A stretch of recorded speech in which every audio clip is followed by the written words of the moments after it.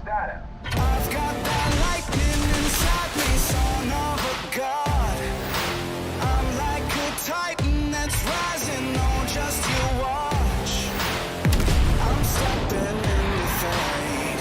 There is no time to waste. I've got that lightning inside me. This is how legends are made.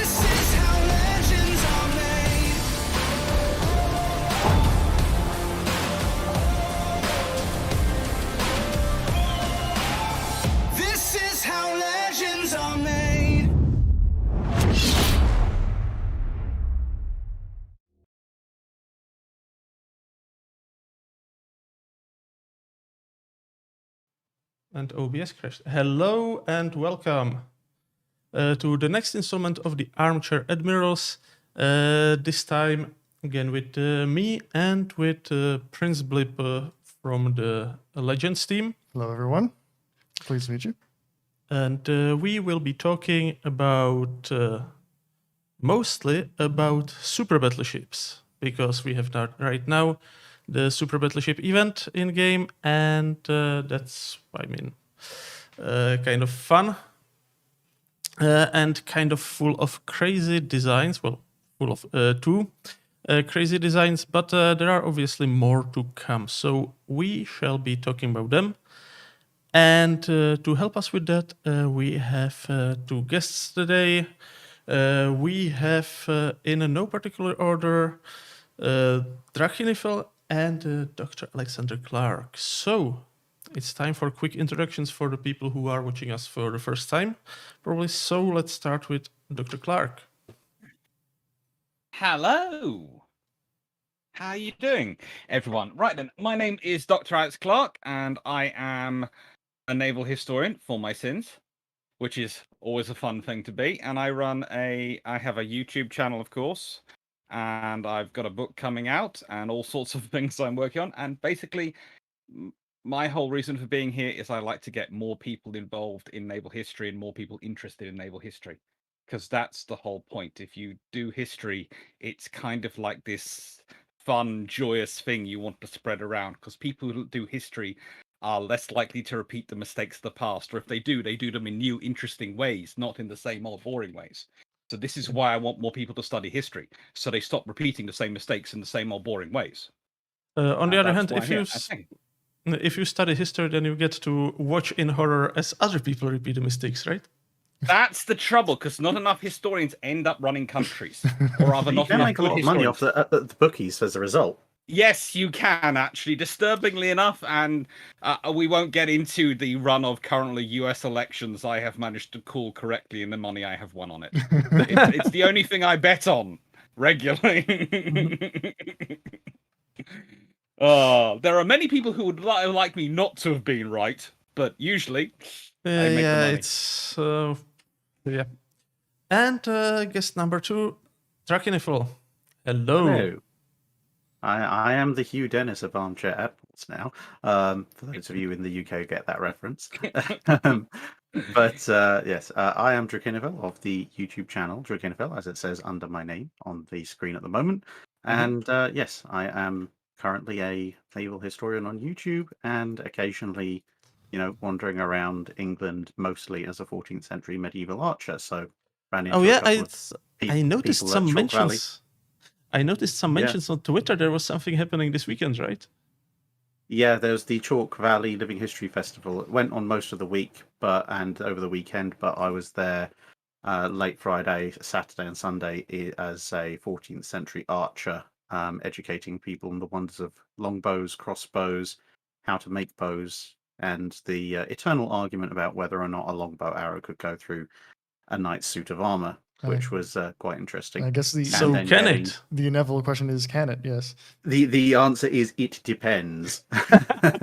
it's a The answer is there was a historian going around there. You could have done the world a great favor by dressing it up in some very thin armor and actually testing it out to see if it was possible. It's a massively interesting conundrum, but there's a very long story that goes behind it. But basically, at one point I wrote up a spreadsheet, and just on the easy to mention off the top of my head factors, there's about 20 different factors that will go into whether or not a given arrow will go through a given set of armor. Yeah. But that's probably a little bit before our time for this particular discussion, unfortunately. But it's fun. Yeah, I mean, I don't know. Don't saw- arrowheads factor into the shape of shells, which then factors into the shape and the form of the guns and the super battleship. So surely Yeah, arrowheads there is a part of connection, the yeah. discussion. It all stacks up in the end. Yeah. I have to Imagine admit, if the Royal Navy had produced the Bodkin shell.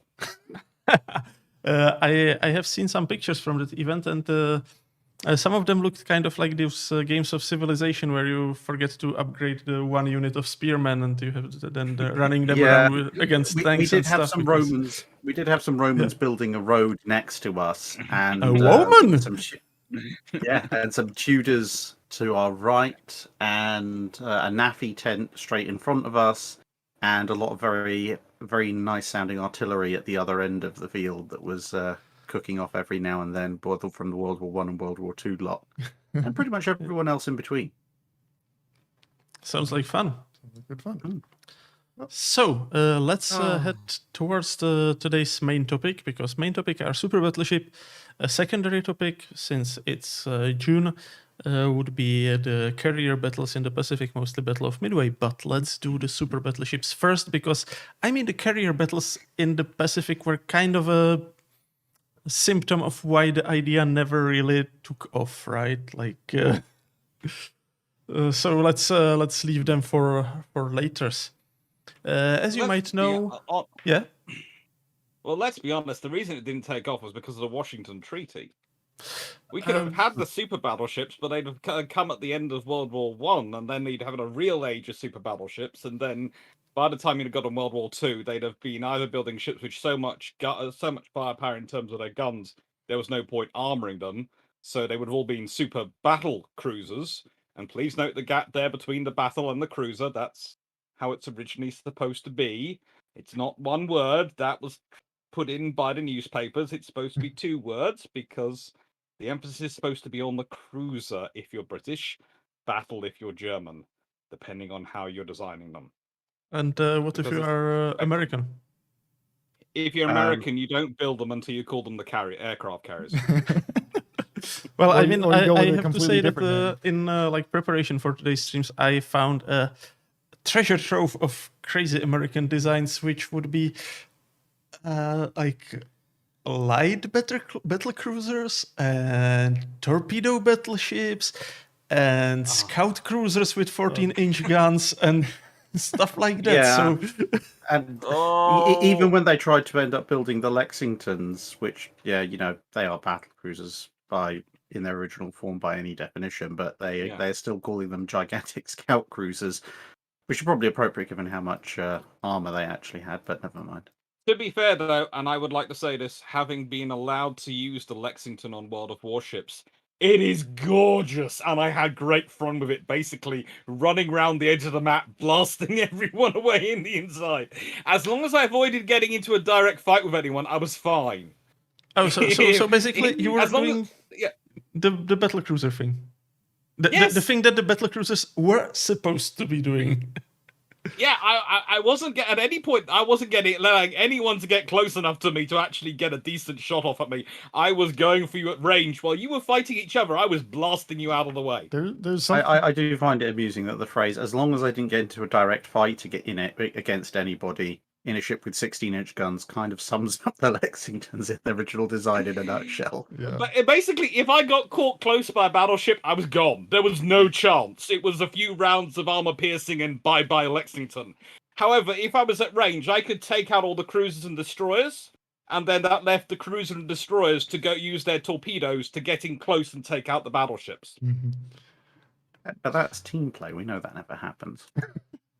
I have found World of Warships strangely cooperative recently, especially when I showed up with Lexington, and I wrote a nice long thing on the map.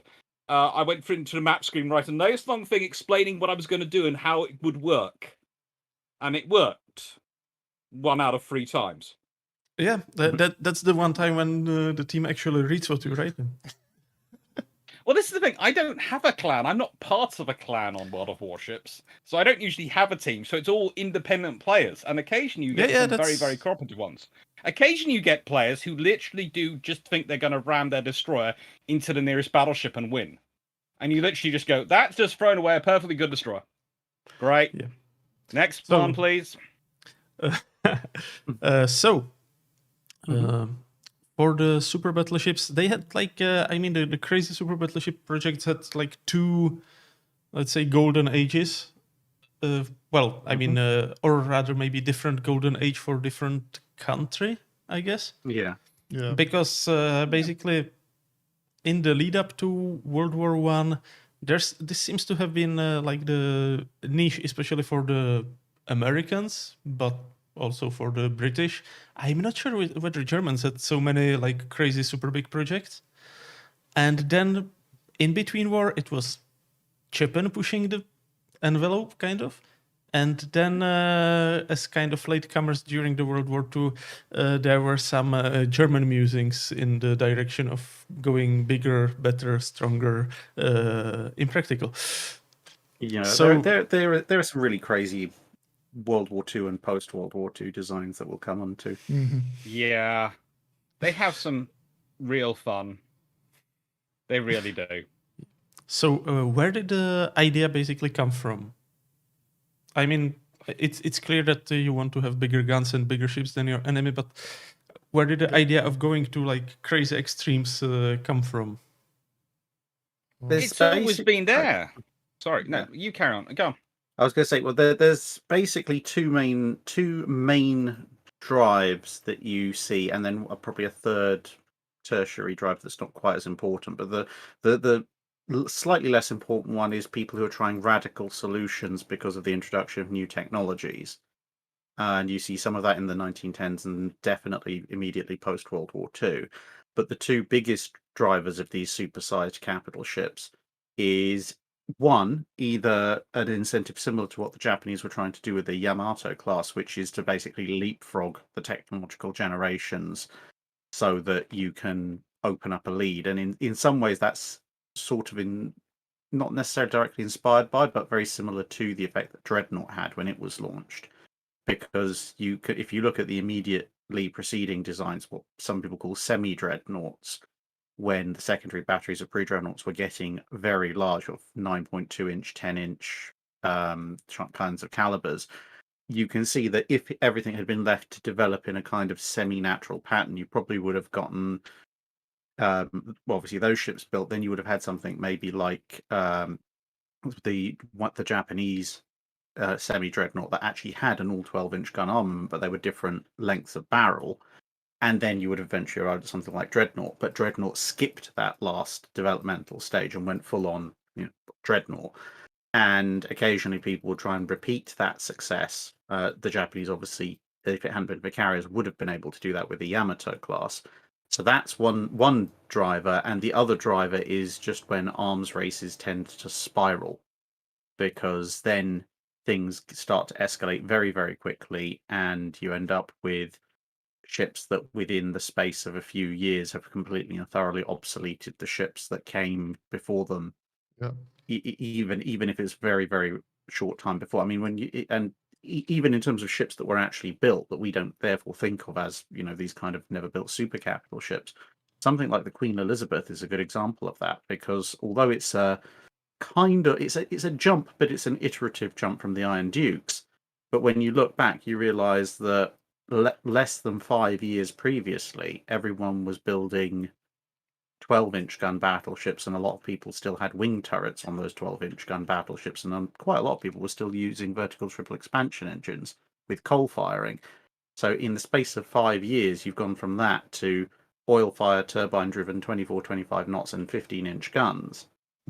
And if you then extend that developmental line, which is what was happening in the immediate post-war environment, in both post-World War I and post-World War II, you can suddenly end up with designs like some of the ones we're going to talk about, which are put together in the early 1920s, that would render ships that had been built in the late 1910s completely and utterly obsolete.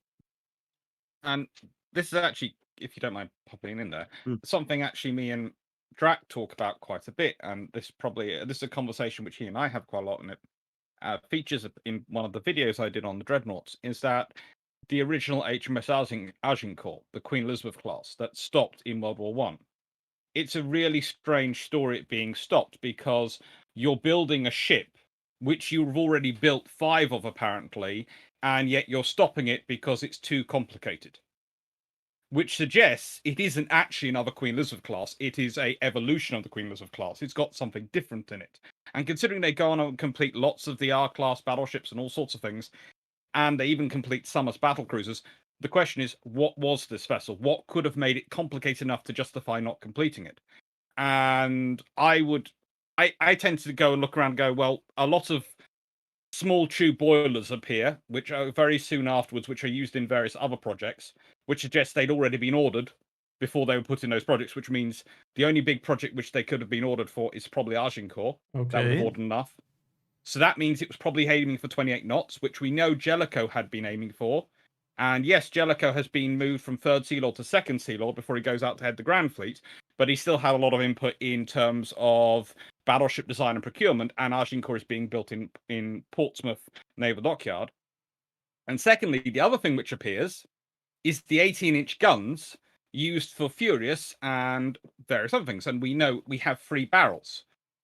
Now, we then go with a 6-gun design of a battle cruiser for the R-class battle cruisers, Renown and Repulse, and my theory goes, well, you could have made a 18-inch gun Queen Elizabeth class battleship on a not that much different hull on the Queen Elizabeth.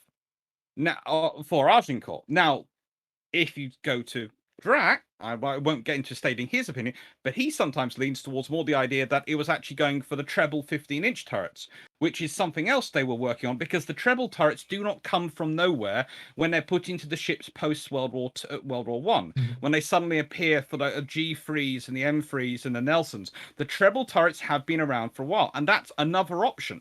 So we're not sure what the difference is, but we're fairly sure Agincourt had a difference. I would have to say I'm 90% certain about the small tube boilers. That those can come from pretty much nowhere else in terms of long lead items. Right. Boilers require almost as much time to put together as turrets and as barrels, so they are things which are ordered a long time in advance. But it's the gun composition is the interesting thing. And if she had, Okay. let's say World War One hadn't started, you could have had the Royal Navy produce a 6-gun 18-inch 18-inch gun battleship prior to World War One. Now, how would that have affected the world? Because if that's evolved Queen Elizabeth class with 18-inch guns, even 6 of them, that's another step beyond what the Germans are capable of producing. It's basically the Royal Navy going, yeah, we can not only outproduce you in terms of battleships, we've produced a battleship which is a leap even beyond what you're capable of again. Yeah. And you're even leapfrogging the other major nations, being Japan and the United States, who are only dreaming of 16-inch at that point. Yeah. They're That's- dreaming, but they're working on 16-inch, and the Royal Navy knows they're working on 16-inch. And that's the Yeah. other thing you have to remember about the Dreadnought arms race. It wasn't just Britain versus Germany. Britain had to keep an eye on Japan, Italy, America, and what they were doing. They couldn't afford them to overtake them. And the whole reason they justified a Nelson's post World War One is because they don't want to. They have 16-inch guns, and they don't have any ships which have 16-inch guns. So for the Royal Navy, jumping to 16.5-inch from 15-inch doesn't make much of a sense, because it doesn't give you much of an advantage over a 16-inch gun ship. Mhm. But jumping to 18-inch Yes, that's a double jump for the RN, who usually go up in 1.5 inches, but it's a jump straight ahead of the Americans and the Japanese. So it's jumping ahead of the Germans, who are their current competition, and the Americans and Japanese, who might be their future competition. It's laying down a marker. So it makes sense to me, but, and this is the thing that's infuriating, we can't find anything about this ship. We can find some things, but we can't find any details. So we could be completely wrong. But I think I would like to hand over to Jack to to make his case for the treble 15-inch turrets, because I know he believes in that far more than the double 18s. This is fascinating. I actually never heard about the first Agincourt Yeah. or about it being stopped. So that's a really interesting discussion. And like, if I'm She would have been the imagining- original super battleship if she'd appeared, 28 knots. And even if she's got 9 15-inch guns in 3 treble turrets, that's a scary freaking ship It's in World War One. For World War You're One, definitely. That's Yeah, you're effectively inventing what we would later call the fast battleship of the late 1930s, except you're inventing it in 1914. Yeah. We have Jellicoe on record, as Dr. Clark was saying, we have him on record as saying he wanted to put small tube boilers in the Queen Elizabeth class, and both him and the, at the time, Director of Naval Construction and the Director of Naval Construction immediately after World War One, when they're having this conversation, all agree that if they had put small tube instead of large tube boilers in the QEs, they probably could have got them up to 28 knots. And Jellicoe's quite annoyed that basically the ship constructors talked him out of it. Mhm. So it seems fairly likely that, given that they were cancelling it for a number of reasons, but one of which was supposedly the complexity of it, and then they were trying to build the R's instead, they must have been doing something different to it.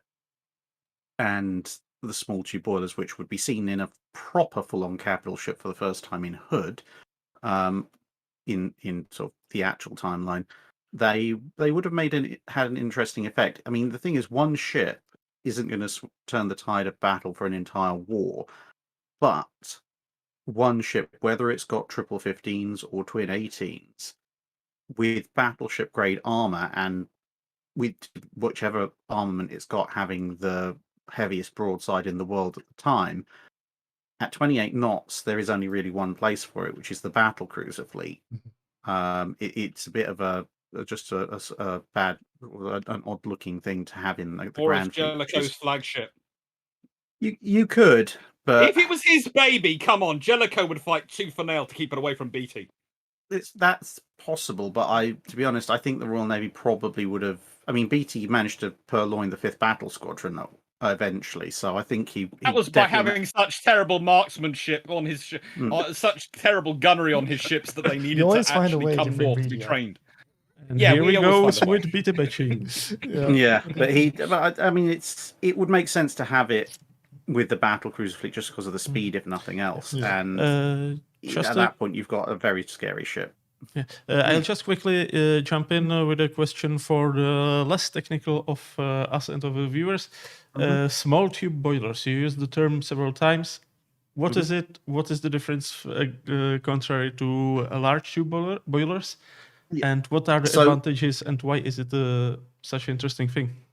So if you look at the cross section of a boiler, if you happen to look at a steam train, for example, if they open the front, that's a good way of seeing the issue. Is that a boiler is not like a giant kettle, i.e., one big reservoir of water that's then heated up and then you get steam out of it. In order to transmit the heat the most efficiently, you have multiple tubes that feed through the boiler, and you can either have a fire tube boiler or a water tube boiler. That's a little side issue. Is basically, where is the fire? Is the fire being fed through the tubes to heat up a big body of water, or is it being fed, or is the fire outside of the tubes and heating up the tubes, and the water is fed through the tubes to turn into steam? And that's a somewhat separate aside. But the thing is, within a given volume of a boiler, you can fit a given number of, let's say, large tubes, and you can make those stronger, and they can obviously carry more of either air or water, depending on which type of boiler you're using. But if you use smaller tubes, they occupy individually less volume, but they have collectively a greater surface area. so you can transmit heat much more efficiently. So for a given volume of boiler, a small tube boiler will give you a greater power output than a large tube boiler. The problem is that those smaller tubes are more easy to damage, harder to manufacture, and if you're piping, but actually either way, whether you're piping the air through them or piping the air around them, it's also easier to clog up either the tube itself or the gaps between the tubes. Whether that be with ash from the boilers or from impurities in the water, like what we would basically call limescale and things like that. So they're more complex technology, therefore they're a more advanced technology, and around about the time of World War One, they're looking at shifting from the large tube boilers to these small tube boilers, which they can now make. So the advantage is that for a capital ship, if you have a small tube boiler, you get more power output per square foot that you devote to the machinery space in your ship, which means you can go faster. And it works better with oil-fired engines because, again, they have less ash as a rule. And you can also arrange the tubes so that actually the tubes sort of preheat the water themselves, which means they sort of act as their own internal superheaters, turn in making the steam far more efficiently and far more powerful, which gives you a far more efficient use of the energy as well. So a small tube boiler warship can not only go faster because it generates more power, it can generate energy more efficiently, which means it's longer range for the same amount of fuel. So the same amount of bunkerage can give you up to 25% longer range with small tube boilers. It can, that was the figure I bandied around in 1914, and all those sort of things. So that was something which Jellicoe was really passionately interested in, and a lot of other officers were really, really pushing on. This again goes back to the whole Agincourt thing. As Drax said quite right, if she'd had 9 15-inch guns and 28 knots, she would still have scared the living frick out of the world and would definitely have been, well, she'd have been a battleship capable of most of the previous generation of battlecruisers' speed, because most of the battlecruisers were 28 knot ships. Suddenly you've got a battleship which can keep up with you. You're going to need those 30 plus knot battlecruisers because otherwise you're never going to get away. And it changes the ball game. But if she's got 18-inch guns, then she wipes out the ball game, because if she's with the battlecruiser fleet, you don't need many hits of 18-inch shells to wipe out a battlecruiser, especially the older battlecruisers. It would literally be Agincourt would enter service, and as far as anyone else was concerned in the world, any battlecruiser which had entered service before her would now be, that couldn't go faster than 28 knots, would then be, might as well take it away and put it out, or it goes off to the far distant stations like the China station if you're British, or things like that, because it might stand a chance against the cruisers out there, but anything that's built to the Agincourt standard, it ain't got a leg to stand on. And then just to further the point with the small tube boilers, to give some idea of the level of power increase you get, obviously during the interwar period you also get advances in engine and boiler technology, so you get higher pressures as well, which also factors into it. But transitioning from large tube to small tube boilers is a significant part of the speed boosts and or upgrades that you see in a lot of the interwar modernizations. So you have the Italian battleships and the Japanese battle cruisers, the Congos. They both utilize the advances in boiler pressure and the small tube boiler technology to go faster. The Congos jump about 3 knots, the Italian battleships jump about 5 or 6 knots in speed, whilst still using fewer boilers. That's how much additional power they're getting out of it. Whereas when you get to the Queen Elizabeth refits, they also drastically drop the number of boilers that they've got in service. But instead of, in theory, you could have then made the Queen Elizabeth 28 knots for World War II with the modernizations, but by reducing the amount of floor space taken up by the machinery and the amount of weight taken up by the machinery, that then allowed them to put in the magazines and the quarters for the anti-aircraft guns they were fitting, for the superstructure rebuilds, and for all the extra fire control equipment and everything else that they were installing. So when it comes to a modernization, you kind of have a choice of, in the interwar period, of, if I'm replacing my old large tube with small tube boilers, I can either massively ramp my speed up or I can massively modernize the anti-aircraft and other systems, fire and possibly even armor power of my ship, or I can try and strike a balance between the two. And that's why, let's say, Warspite, Queen Elizabeth, and Valiant can retain their old speed with all this extra stuff stuffed onto them. Mhm. The Japanese don't put anywhere near as much additional protection or other systems on the Congos, but they do get them to go a bit faster. And the Italians, between sort of hull rebuilds and various other upgrades, as well as the boiler changes, managed to make their older ships pretty much as fast as most of the fast battleships at the same time.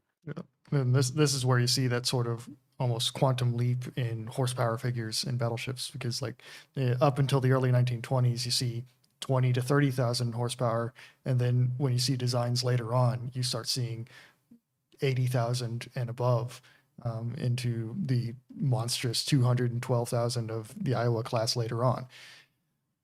And a It's lot the thing, if you put World War One back to starting in 1915, 1916, you have all this happen before World War One. right.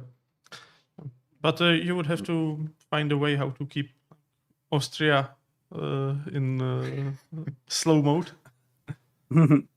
Well, the interesting thing is, of course, is the Austrian Navy's, Austro-Hungarian Navy's own super dreadnoughts, which they were planning to come after the Tegenovs, because there is a very good argument that those might well have been going to use small tube boilers, because they had a habit of leapfrogging their German counterparts. In fact, the Austrian Navy, if you look at the dreadnoughts they produce in the same year as the Kriegsmarine German ones, they are often better.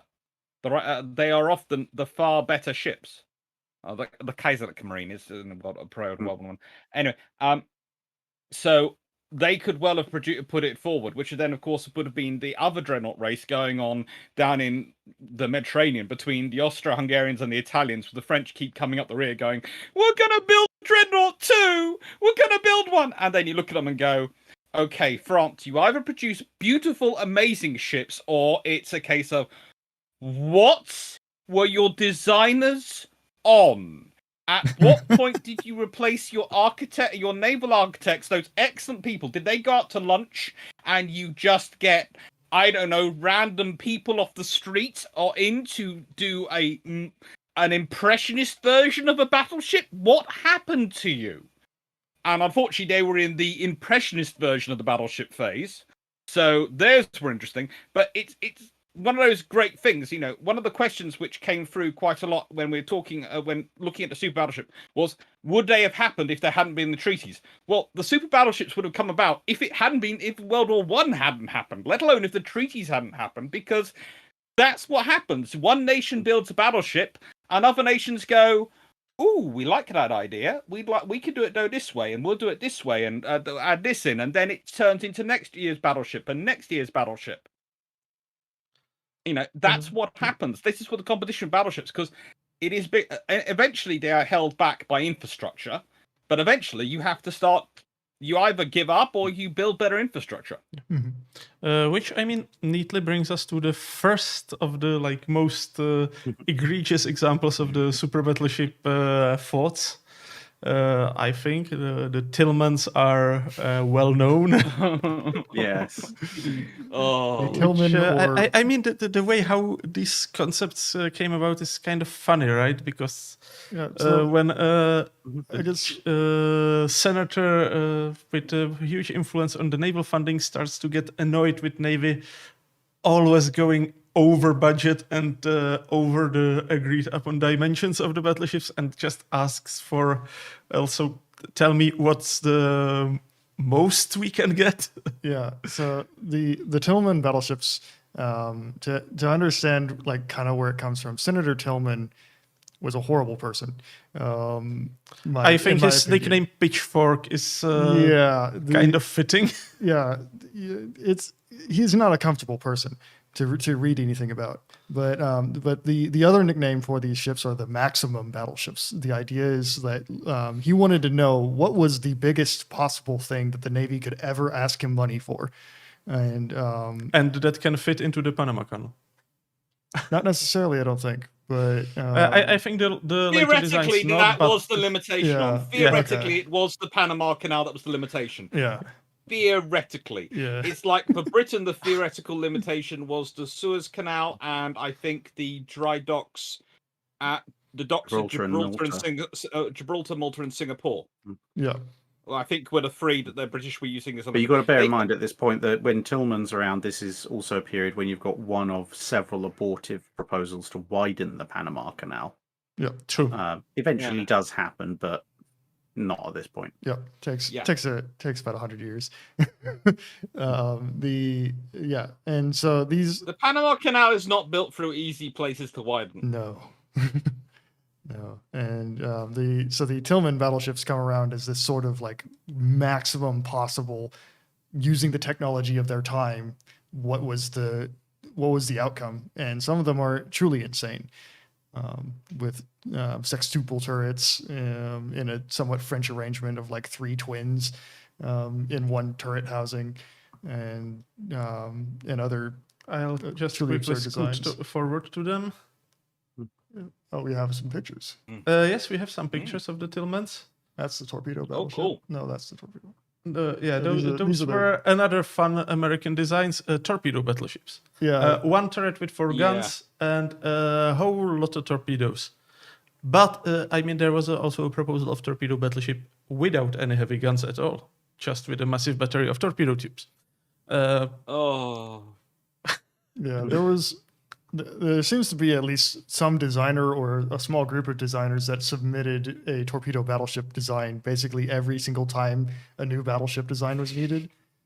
And so you get this whole series of designs throughout the 1910s of just torpedo barges.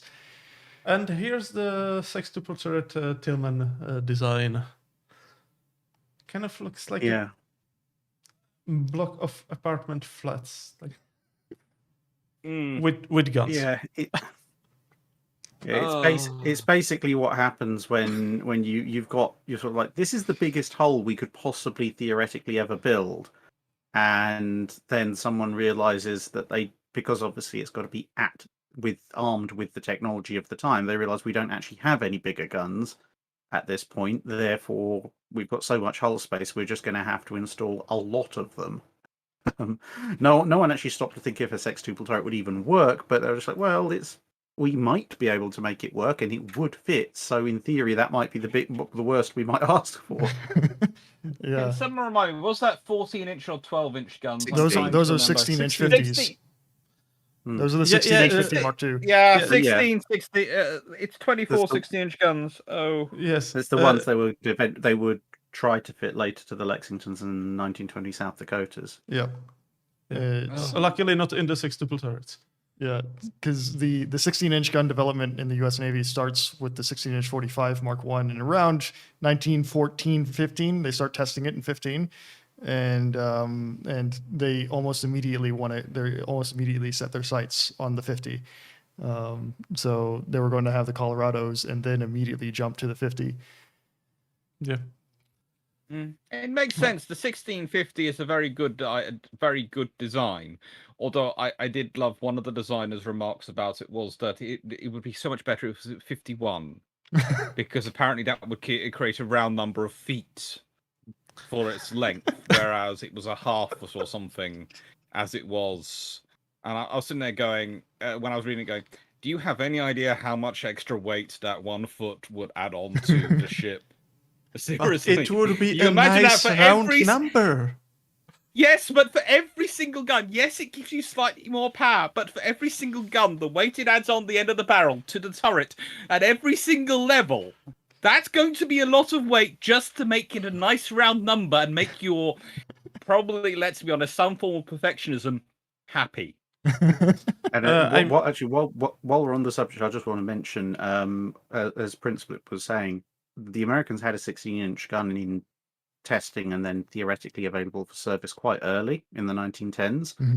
And this is another example of why we don't see a lot of the bigger and more impressive super ships. And that's because at least 2, possibly 3 of the 14-inch armed US standard classes were put forward by the US Navy as 16-inch gun ships. Right. And the Secretary of the Navy at the time, Josephus Daniels, turned around and said, no, I don't want to spend that amount of money. You're stuck with a 14-inch gun.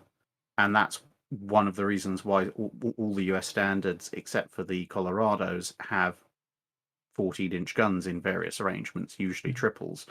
I mean that's except for also Nevadas. that's also the reason why they are called standards, right? Because basically standard speed, standard armament, standard, well, everything. Yeah. Yeah, but they could have been standardized mostly on the 16-inch gun if Daniels had been willing to shake loose a few more dollars. Yeah, at least the Tennessees would have been, and if I remember right, the New Mexico's also had the proposal, but that's a stretch.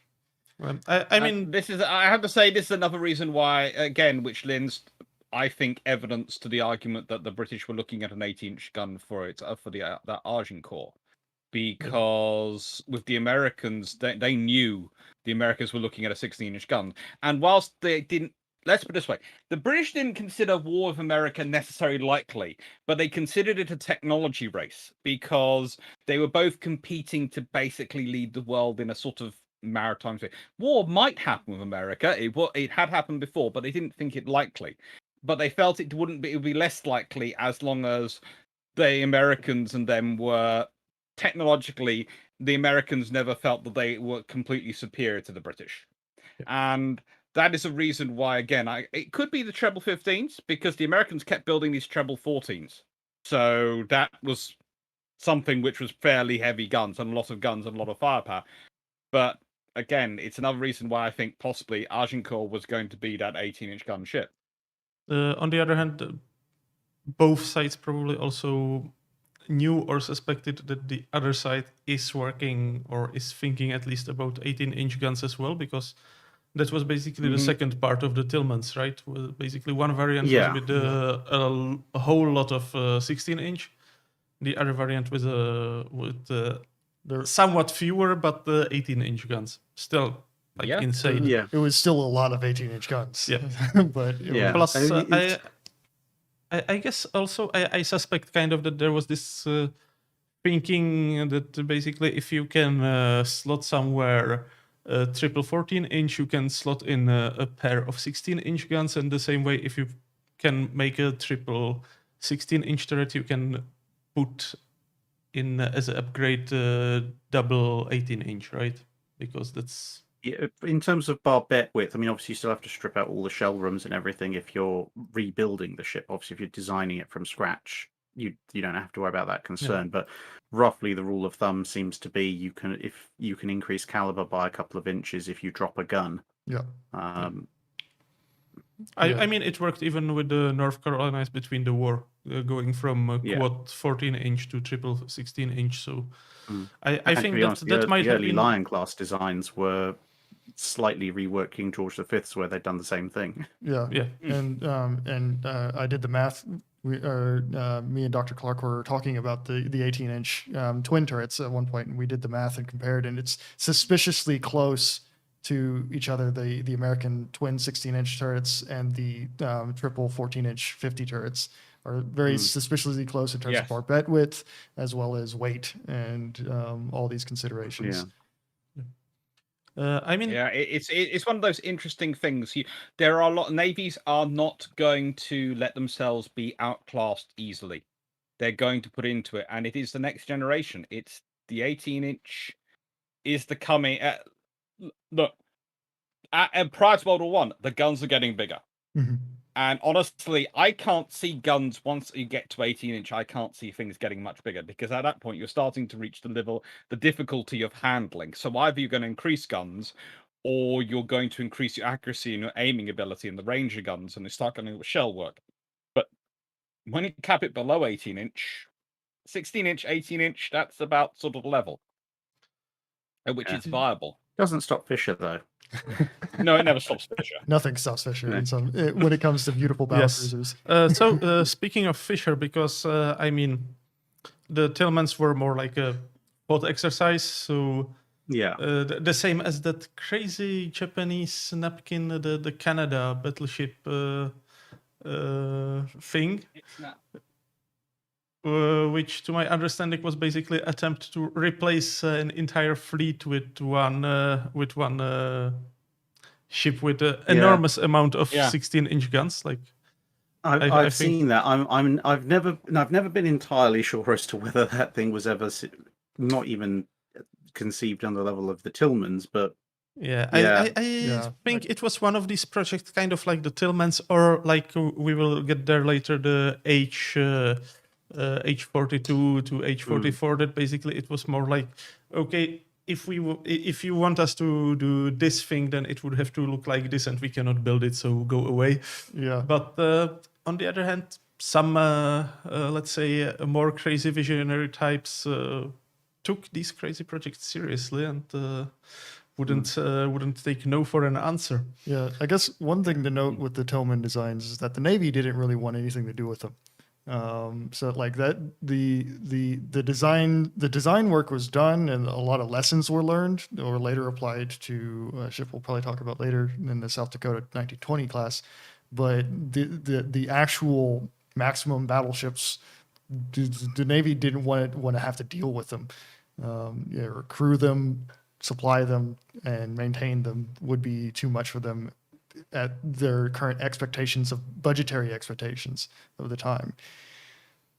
Yes. You have to also remember at the time, it's like we were mentioning HMS Incomparable, but there are other examples.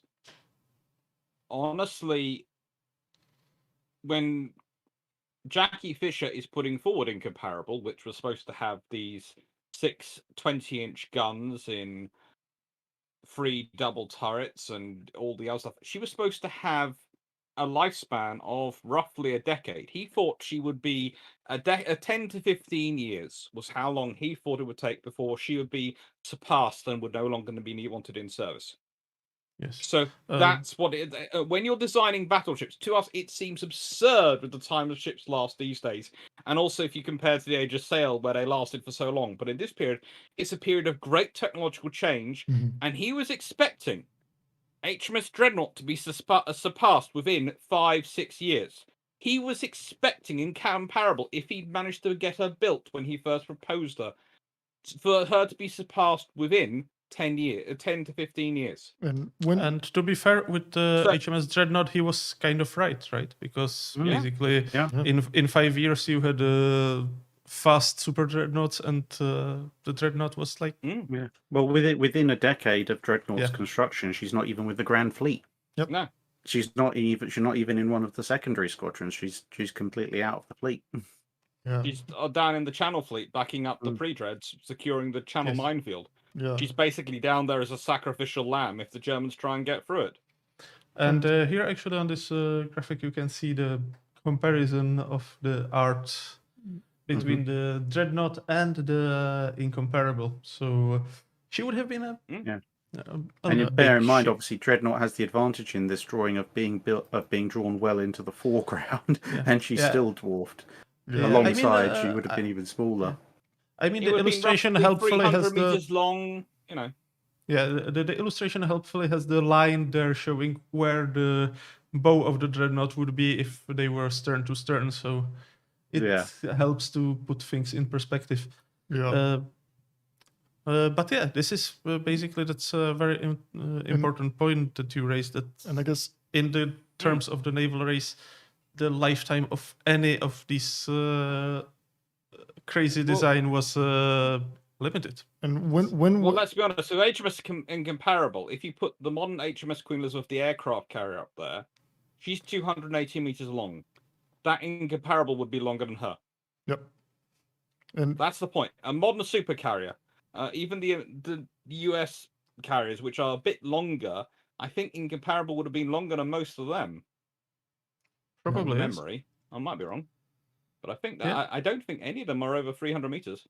And check the they're fractured of 1,092 feet. Yeah, the Fords are 333. Yeah, basically, they're a bit longer. Then there were obviously a lot of crazy, even light ship projects. I'll just quickly slot this. Yes. I think HMS Furious is coming up, isn't she? Yep. Yes. That's like those were light cruisers, right? Which ones? The Furious, Courageous, and Glorious. They are BT's. They are not BT's. They're Fisher's babies, which are supposed to be these Scout cruisers. basically a heavy scout cruiser or something like that. Yeah. Their purpose is supposed to be able to push into the Barents Sea and force all the enemy light forces to back away from them. And Because to it's escort the Baltic invasion. Mhm. yeah, and sort of push it all in there. But it's absolutely absurd, and that's again those 18-inch guns. They are sort of weapons which have been around to sort of test the idea of the 18-inch weapons, which, as I said, I think could have been yeah, barraging Furious's doors. 18-inch guns are slightly shorter caliber. They're only 40 calibers long Yeah. compared to a full-on battleship scale weapon. But they're ostensibly they're designed to, in this crazy pipe dream of an idea, to load up a sort of a second British expeditionary force, sail it around Denmark, land on the northeastern coasts of Germany, and march on Berlin because it's only 200 miles away at that point. It's simple. But I mean, in the nicest way, 18-inch guns do not appear that quickly with with the amount of random thought put into that timeline, which is, again, and as I do agree with Drac, they are a bit short on the short side. But I think if you put full length 18-inch guns on Furious, I'm not sure she could have taken the weight. So you could have cut them down or something. If you're comparing an 18-inch 40 to like a 16-inch 45, you're still getting into the same length ballpark because it's but proportionally in terms of the propellant, it doesn't work out as efficiently. But the thing is that those three, they were good carriers for the interwar period. Let's put it that way. But as capital ships, they were a hopeless failure. Apart from anything else, Furious was never completed with both guns. She only ever had a stern gun mounted, and Courageous and Glorious they were so lightly built that they had problems keeping their hulls straight just in rough seas, let alone rough seas and fighting. We're never going to agree on them being good carriers in interwar years. Never. They weren't. They did the job. They do a better job as carriers than they ever did as capital ships. Yeah, but that's a very low bar to set because they're not still a bar ships. they've got to clear. They're like cruisers which have been given an absurd armament. They're literally. I mean, at the Second Battle of Heligoland Bight, they actually do more damage to themselves through firing their guns than the Germans do. So, yeah, I mean, they are kind of a salutary lesson in why some of these ships were probably better off never being built. Yeah. So I had one question. When is HMS Comparable proposed? If anybody knows offhand. In the latter part of World War One. Okay. Fisher's envisaging her coming into service in 1920. Okay, so if you're getting into service in 1920, you're basically jumping the 18-inch ball game by probably about 6 years compared to any other designs that were floated around at the in the 20s. So like yeah, I mean, Fisher had a lot of interesting ideas, and I mean, he basically used his private contacts to start work on the design and preparation for 20-inch guns with the gun foundries in the middle of World War One, before the Royal Navy even had any idea what he was doing. So if they hadn't kept quite the thumb on him that they did, and if Gallipoli hadn't gotten quite as bad as it did, which was one of the things that caused a bunch of fallout that meant he had to be quietly shuffled away, it's entirely possible that Fisher would have popped up in, say, late 1917, early 1918 with a kind of a fait accompli to the Royal Navy, saying, well, I've already ordered these guns. They're basically already on trucks heading to the dockyards. You better agree to build my super battle cruiser, otherwise you're all going to look very stupid. But I mean, Fisher's one of these interesting people in that I don't know exactly what the correct term for him is, but he kind of foresaw almost all of the major developments of what constitutes a capital warship. It's just that he went from 1900s being slightly ahead of the curve to being so massively ahead of the curve conceptually that he was way too far ahead for the technology of the time.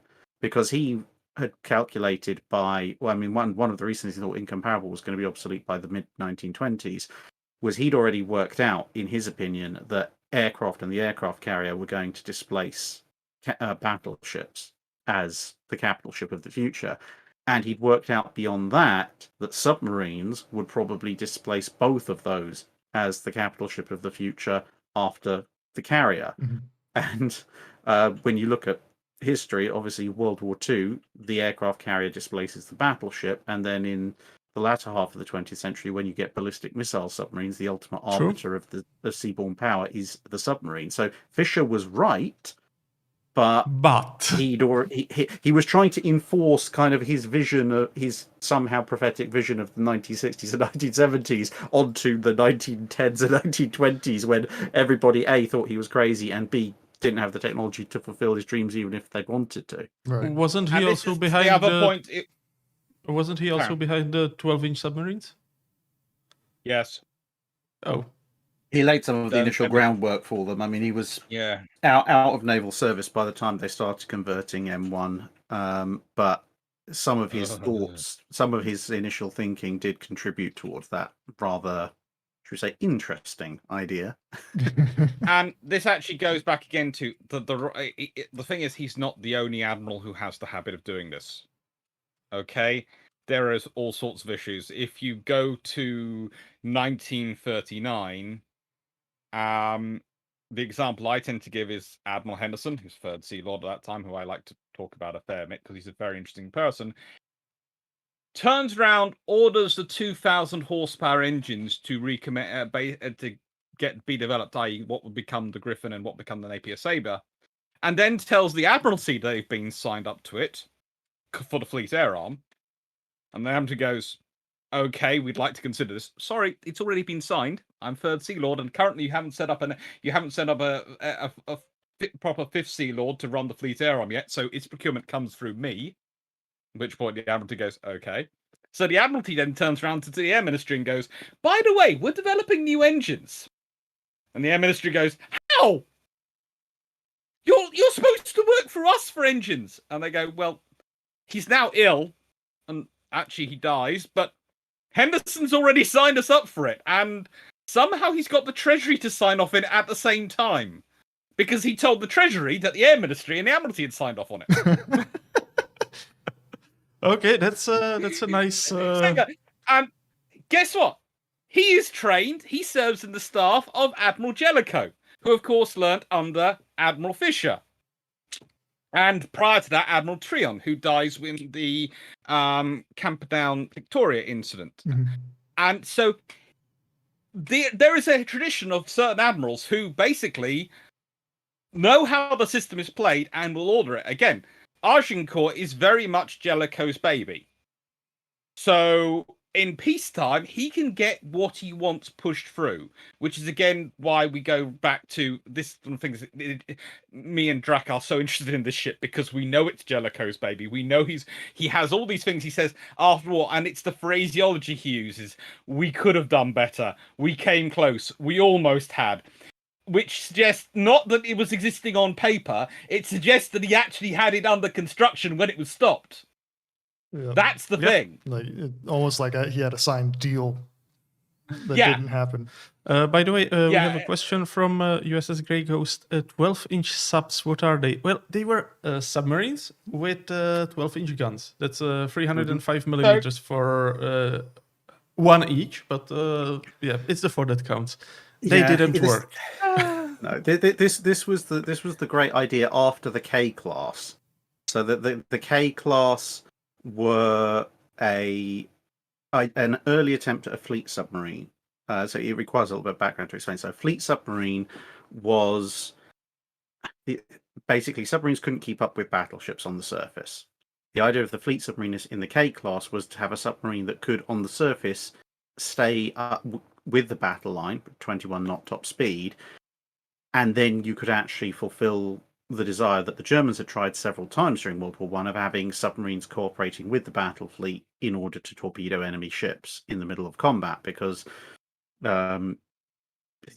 basically that everyone during a sea battle is looking for ships firing guns at you and is less observant for submarines popping up and firing torpedoes when you don't expect them to be there. Mhm. let's just say the K-class didn't really work out. They had a niche where they might have worked for about 6 to 8 months, and after that, that was it. Apart from the issues the actual class had, they didn't really work. So the next great idea was the M class, and for that they took the 12-inch guns from the decommissioned Majestic class battleships because they were slightly shorter than the 12-inch guns that were used on dreadnoughts, and they decided to adapt it for seaborne use, and they stuck a single 12-inch gun on M1. And the ostensible objective of it was, depending on which papers you read, possibly one or both, was either as some kind of submarine monitor, which probably is, I personally think, a little bit of a cover story, because a submarine monitor is probably the single most hilariously ineffective use of a submarine you could ever imagine. And the more likely use was probably the second most inefficient use of a submarine now you can possibly imagine, Now which I'm was scared. to sail into battle with the battle fleet like the K-class would, dive, but then instead of having to position yourself for a torpedo attack, you would just pop up at close range near the unengaged side of the enemy battle line with a 12-inch gun and point-blank range fire 1, maybe 2 shots of your 12-inch gun into an enemy battleship, possibly fire a torpedo or 2 as well for good measure, and then disappear again before the enemy secondary batteries realize what you were doing and try to shoot you. It almost certainly wouldn't have worked, and I think they realized this as well, because M1 got completed, and then M2 they ended up completing. Each of the short-lived M class was completed in a different manner. So they also tried to fly a submarine aircraft carrier with the M class. Mhm. Also didn't really work very well. It was basically the experimental class of submarines, and everyone quietly looked at the results and just decided the whole lot was a bad idea, and let's go back to making subs that actually shoot torpedoes instead, because they actually work. Which leads to some very, very good submarines. And that's one of the joys of the Royal Navy in interwar years. They are really pushing ahead with a lot of the submarine work, and their submarines are really very, very good.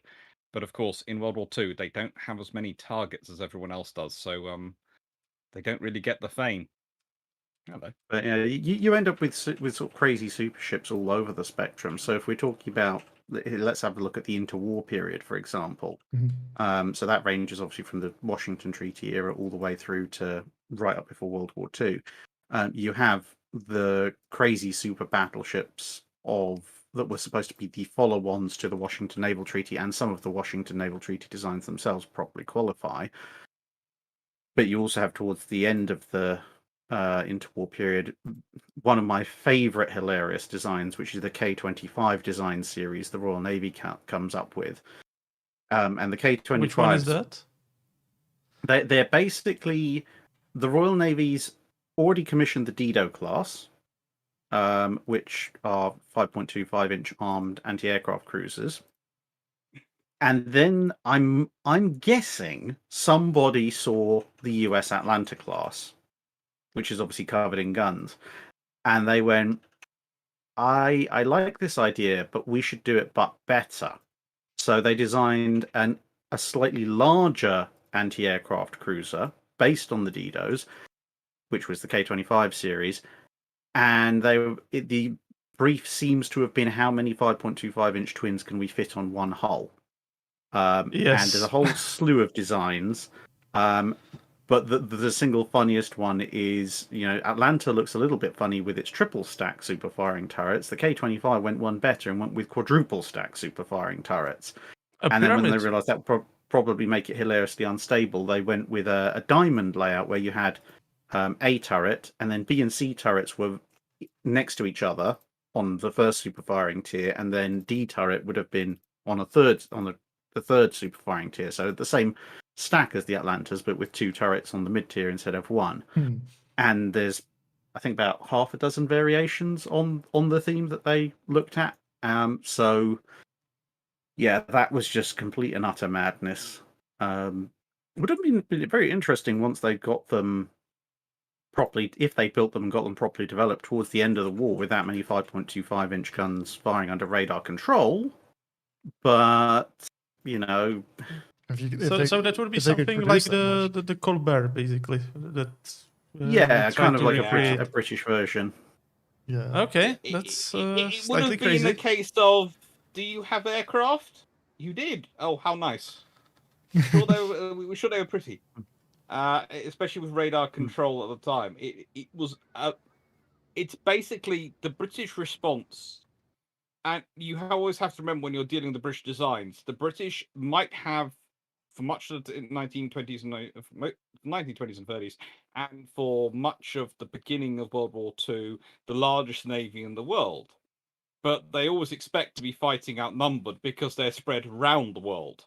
They don't expect to, they never get to concentrate, and that's their greatest fear. So they're always designing their designs based around this idea they're going to actually be fighting outnumbered. So it's kind of like the British build their ships like it's kind of a cross between the Americans and the Japanese approach, because the Americans is we're going to have our force and we're going to concentrate them. The Japanese is we're going to be outnumbered. The British is we're going to have a large forces, but they're going to be outnumbered when they're fighting. Mhm. And it's a sort of almost a superiority inferiority complex. We have to be everywhere, but we're going to be outnumbered everywhere. Yep. And it affects the design. So I guess But when we look I- at the what? Sorry, go. I think we will have to speed up a bit so that we Mhm. can get to questions. Yeah. So basically, after World War One, there was this period when the crazy project got kind of curbed by the treaties. Yeah. And then by the World War II, it seems like that at least the British, the Americans, even the French designs and Italian were kind of sticking to the like realistic, kind of sort of realistic limits with the basically the Americans tried to build the Montanas, but they left them. But then there were two new, let's say, new contenders on the extra large, extra heavy battleship front. I think we can start from Germany because there it's actually far simpler. Yeah. Because I mean it started simple, right? It started we want a Bismarck, but a bit better with 40 centimeter guns. That's how the H-39 got conceived. Mhm. And then during the war, there was like, hold on, Scharnhorst got damaged pretty badly in by aircraft bomb. What can we do with it? So okay, let's make armor thicker. Okay, we have H-41. Yeah, and then you get onto the then- really crazy stuff. Yeah, then the crazy stuff, I can't help but I think that was actually kind of a project of this group of designers to show activity and not be sent to the front, because that's like kind of like, where would you rather be? Somewhere on the Eastern Front or somewhere in Berlin making stuff up, right? So Yeah. I anything past H-41 is basically vaporware. There's nowhere in Germany that can build anything after H-41. Everything after that starts with the line. Once we have constructed a new slipway, or with some of the later ones, effectively you'd have to build it broadside on to your river or estuary, kind of like the Great Eastern was, and just push it off. Because if you'd even tried to launch an H-44, assuming you'd built the slipway for it, if you try to launch it conventionally, you basically might as well, you're going to need to launch it out into the ocean because it ain't stopping anytime soon. But yeah, that you've got the German. I mean, with each of the major navies of World War II does have their supership designs. The Italians, bizarrely enough, are probably the sanest, although we know the least about them. Yeah. They're kind of follow on to the Littorios. The UP-41 Was I think? well, that was one of the design studies that was prepared. Although I think it was partly prepared for the Soviet Union, but from what we know of what they were hoping to do after the Littorios, it was a kind of relatively sane iteration into 16-inch gun territory. You've got the Germans, as we said, who by mid to late war are basically, please don't send us to the Eastern Front. We'll design you an even bigger ship. The Japanese obviously had their A150 design, which was Yamato, except we're doing twin 20s instead of triple 18s. The Americans, we know what most of their supership designs would have been because they ended up at least trying to build most of them, like you said, the Montanas, although they did have one further design which was under consideration and lost out to the actual Montana design, but is always fun to bandy about as a potential one they might have revisited later on had battleships continued to be a thing, which some people, including myself, affectionately like to call the Long Tanner, because it's effectively was basically someone going, well, okay, the Montana's nice, but what if we made it as fast as an Iowa? As having installed about one entire US state's worth of power plant into it, it turned out that could actually be done, but it was just hilariously large and impractical even for the US at the time. I mean, that would be practical if the large earthquake came in California, right?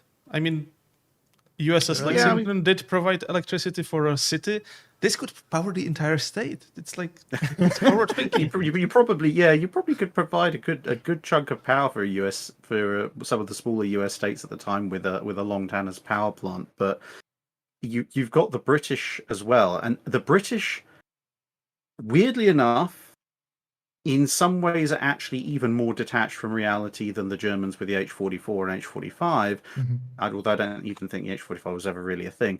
No. But simultaneously have slightly saner reasoning behind it, which is very strange because compared to everyone else, the British are the least ambitious for most of the war, because you get Lion 1939 design that's laid down, Lion 1942 design revision, Lion 1945 design revision, and they're just gradually getting slightly better iterations of Lion, which, compared to everyone else, except maybe the Italians, is relatively pedestrian. And then in 1945-46, once you've got all these weapons, so you've got Fritz X, HS-239, Tall Boy, BAT for the American guided missiles, etc., and a whole bunch of even more interesting stuff that's being worked on at the end of the war, including, if you can believe it, a rocket-powered version of the Tall Boy, because clearly it wasn't going fast enough already. No, it wasn't. It's like it's the first supersonic gravity fall bomb, but someone decided it needed rocket motors on the back as well. Yes. If you can break Mach 1, why not Mach 2? Exactly. Yes. Just imagine the boom. Imagine the boom. But they then decided that, but effectively, in some ways, you could almost call it a British Tillman, but with slightly better reasoning, in that they looked at the Lion revisions they had in 1945, and they realized that, powerful as they might be, they could not survive in the face of these new threats and the threats that were being developed. So someone turned around and said, right, what would a battleship look like if we build it to withstand all current known and possible threats, with the exception, obviously, of atomic weapons?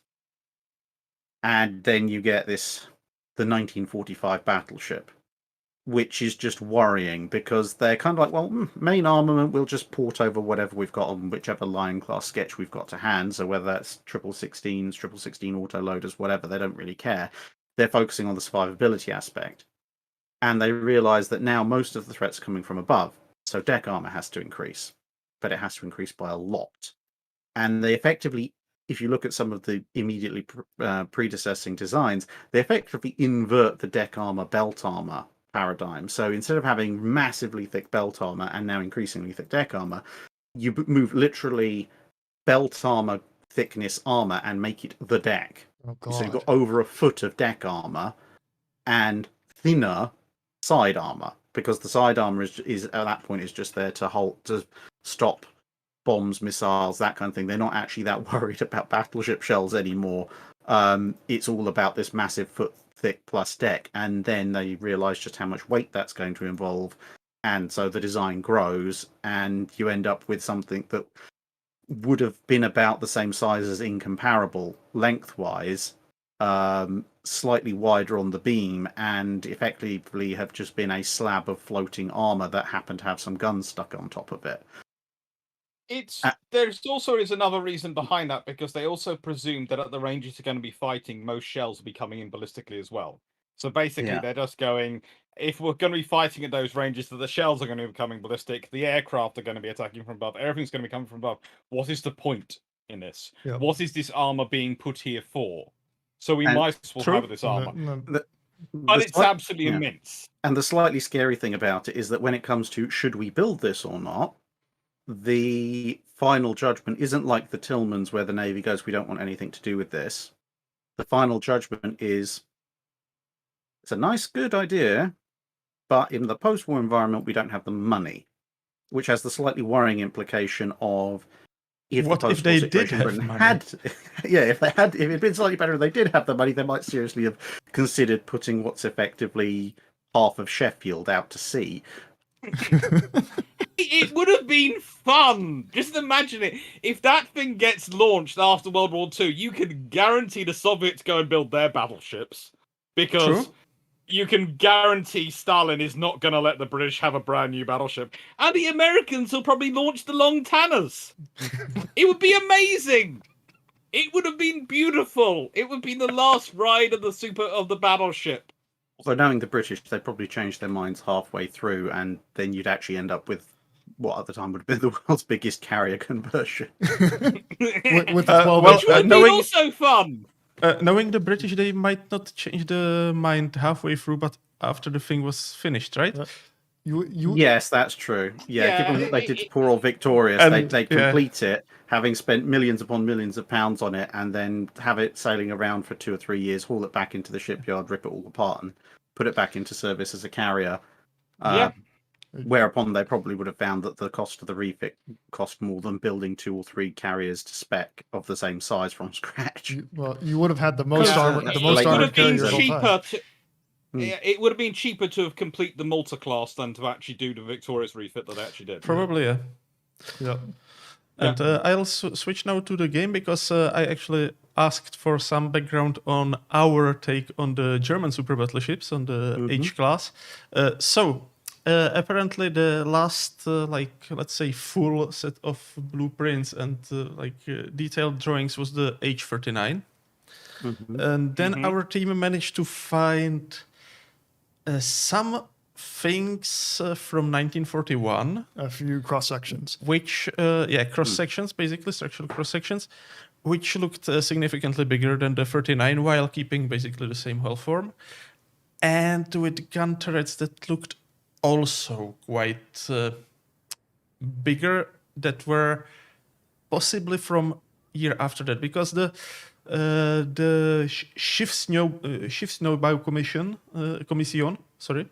the new ships construction commission, which funnily enough had nothing to do with the actual Kriegsmarine ship design commissions and was kind of like a side project, did not really use these fancy like H-41, H-42, H-43 monikers. They just had Battleship H.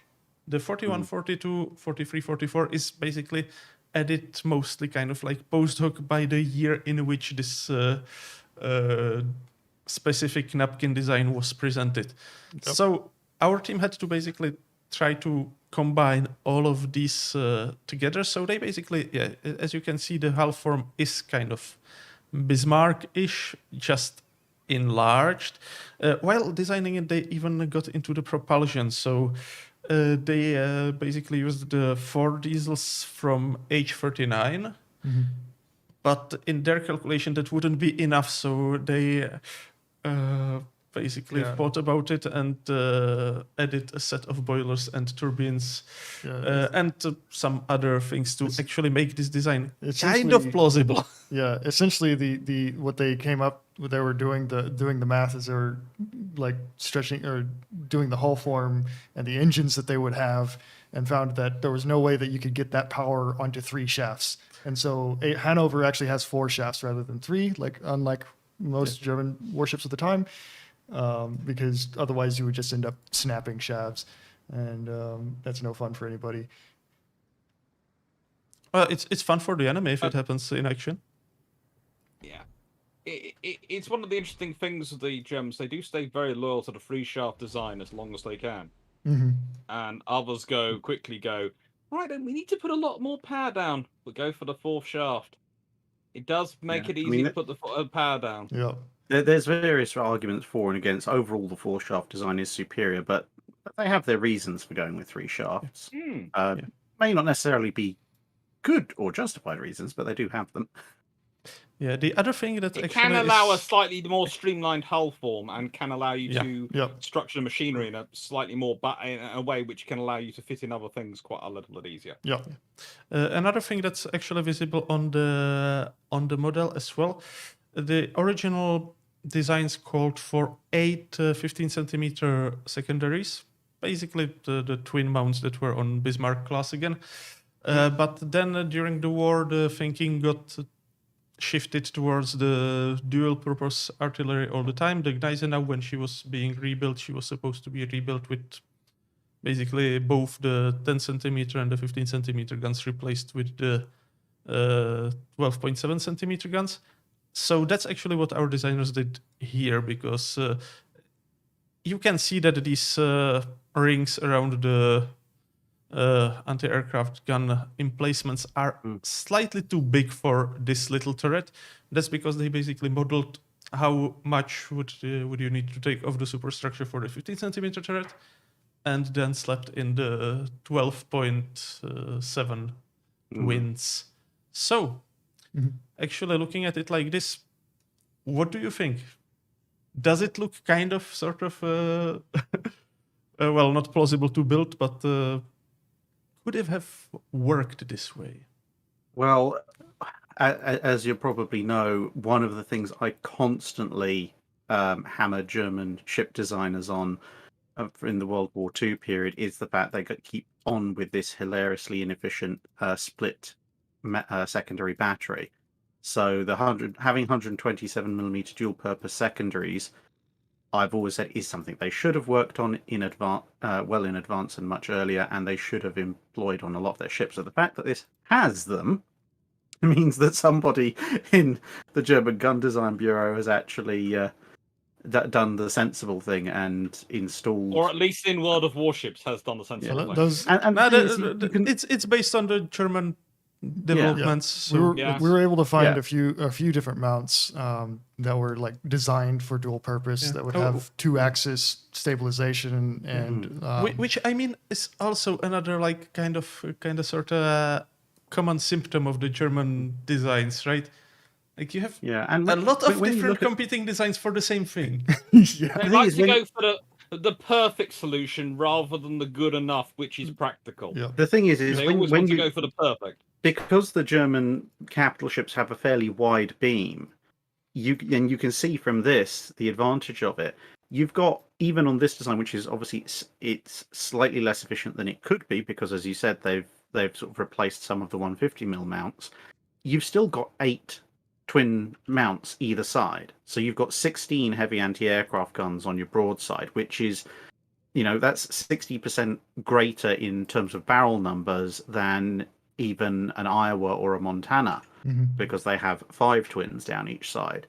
And then obviously if they'd gone and designed it sort of from scratch with this in mind, you probably could have, just looking at it, I can see maybe another couple of places where you could fit a 127mm which would put you up to, at that point they'll put you up to 10, so you'd have 20 guns per side, which would basically mean on each broadside for the heavy AA has as much firepower as the combined both sides heavy AA broadsides of any other contemporary battleship. So I definitely approve of that.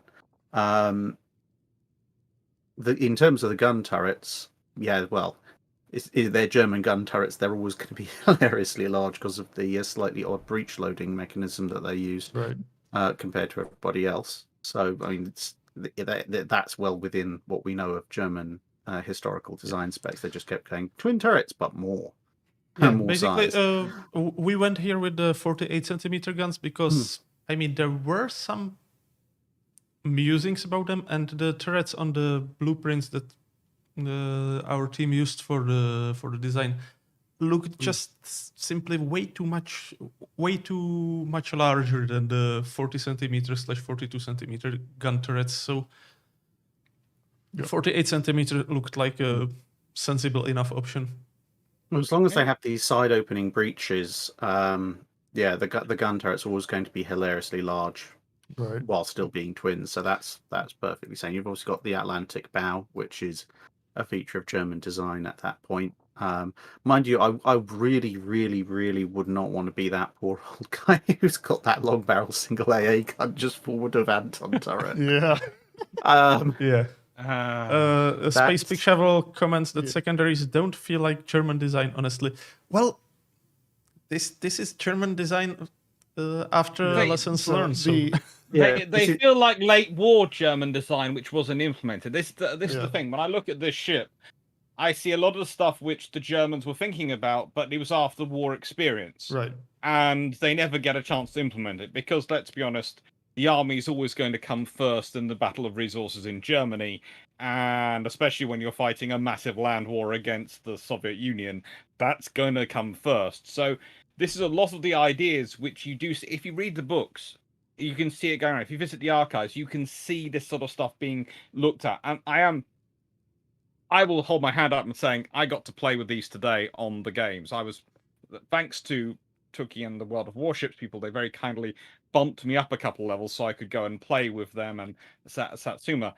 And it's a lovely ship. It's visually great. At one point, I probably really annoyed everyone else in the game because I actually I was actually so busy going around the ship looking at it, I forgot that I was supposed to be fighting everyone. That was just in the first game, though. The other games I play, I caught up, and I did remember soon enough that I was actually supposed to be moving and actually fighting other people. It's a lovely design, but the more I looked at it, the more I was sitting there thinking, there are some really good ideas here, but the problem is the Germans didn't get them early enough. So when we're looking at their legacy of their battleship design, and when you're looking, if you were talking about what you'd really expect a super dreadnought to look like or a super battleship to look like based on the Bismarck, etc., you would be expecting that split armament. You would be expecting all those inefficiencies to have crept in because they do keep them for a long time. By a point they're doing the revisions, we're talking 1943-44 when they're finally Yes. getting to the point where they're going, that actually wasn't a good idea. And it's taken them 4 years of war to really notice what actually, if they looked at their Italian counterparts and if they looked at their British opponents and their Japanese colleagues, they might have learnt a bit earlier. I'm not saying those navies were necessarily all perfect immediately either, but they do manage to get to that point a bit quicker. Yeah, I mean, even the dual purpose mounts that we see on the German battleships in the game, the KM-40 dual 128 millimeter mounts, those weren't even really getting into action until late 44 as coastal artillery units, and they weren't even really working properly by then. So it's something they missed the boat on a little bit in real life.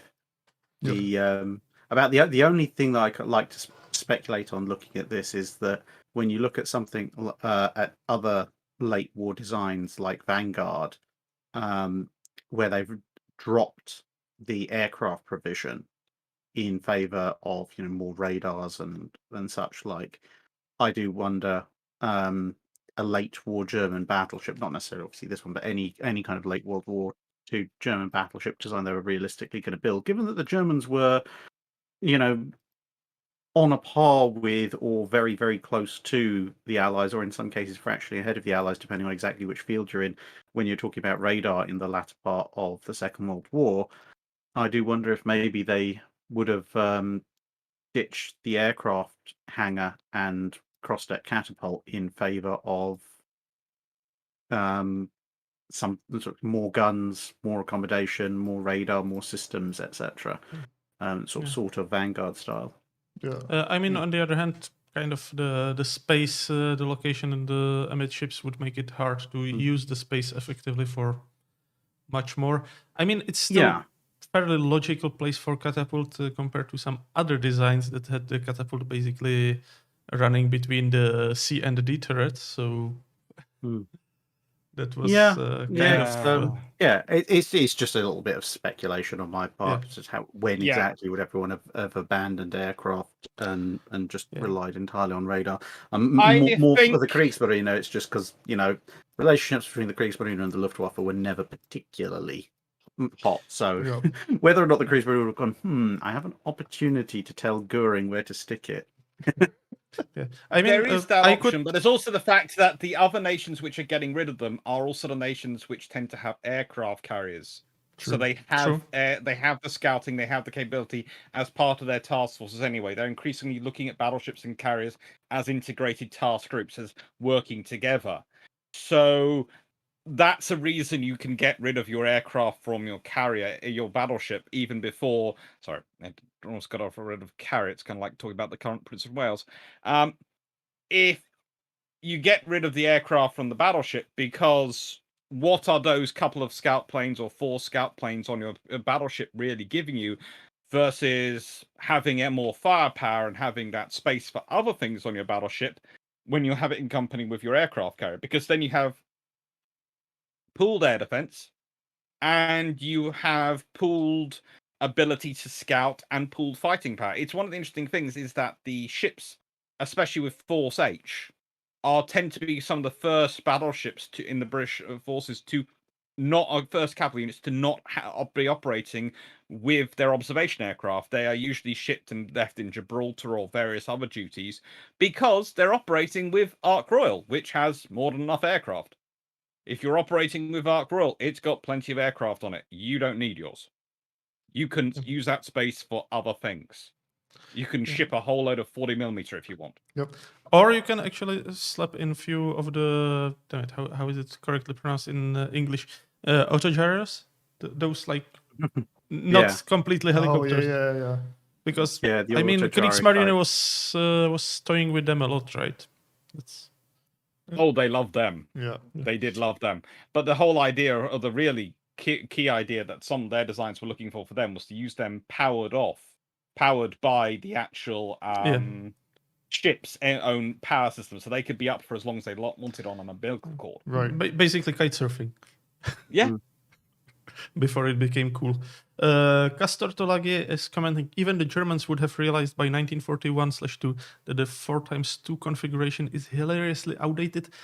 Well, not necessarily, because I mean, you design for the guns you have, and if all the guns you have side opening breaches, then you just need the wide turret, and you have a hard time slotting in the number 3 gun. I mean, while our team did find triple turret design in their search, they funnily enough found it in Soviet archives because Germany sold this design to the USSR. Yeah. And it would have sort of worked with the Soviet 406mm guns, but it would be a tight fit for the German guns because of the side opening.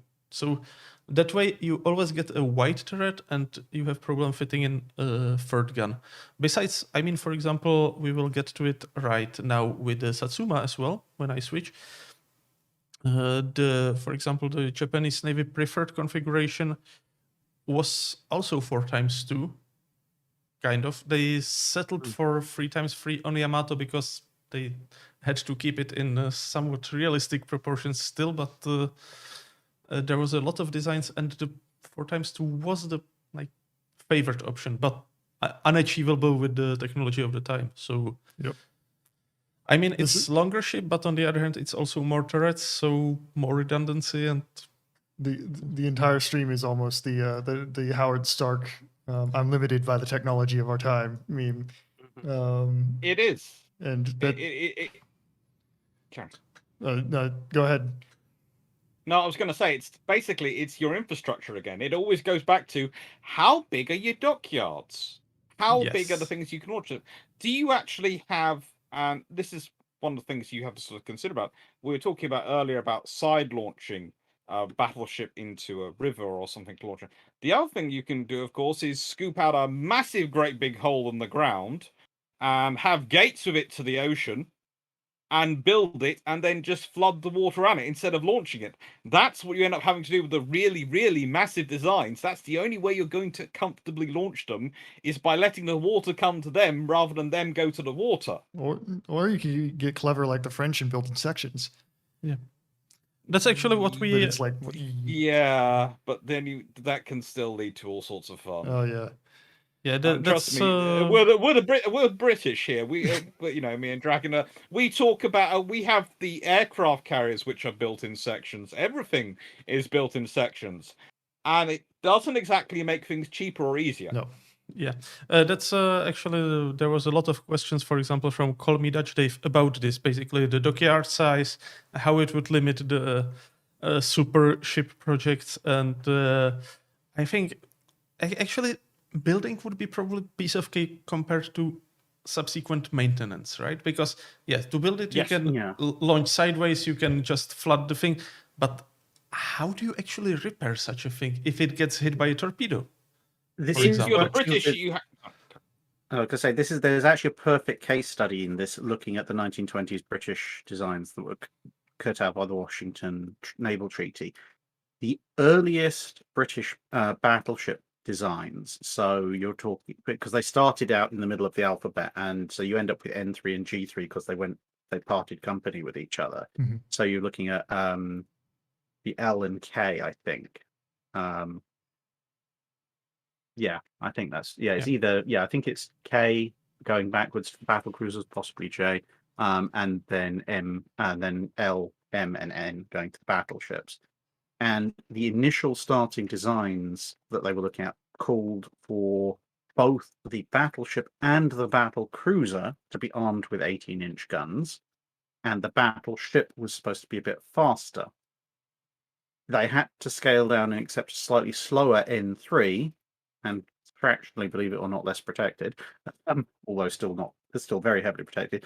And they fought the living daylights out of the battle cruiser design because they were desperate to have 18-inch guns on the battle cruisers. They looked at, can we do with 6 guns? Can we do it? And this is where some of the moving the turrets into odd positions came. And then they said, okay, we can't do it. Can we do it with 16.5-inch guns? And eventually settled on 16-inch guns. And all of this was because of the fact that, well, technically you probably could have built the original designs in British dockyards, but as Dr. Clark mentioned earlier, you had Gibraltar and Malta and their dry docks, and they couldn't take ships that size. In fact, there were barely any dry docks in the UK that could take ships that size either. And with Britain having global commitments and a global empire, they were looking at, well, if we build those ships, we will have to upgrade at least 5, possibly 6 separate dry dock facilities across the planet quite substantially. And that's going to add a massive additional cost to what we're doing.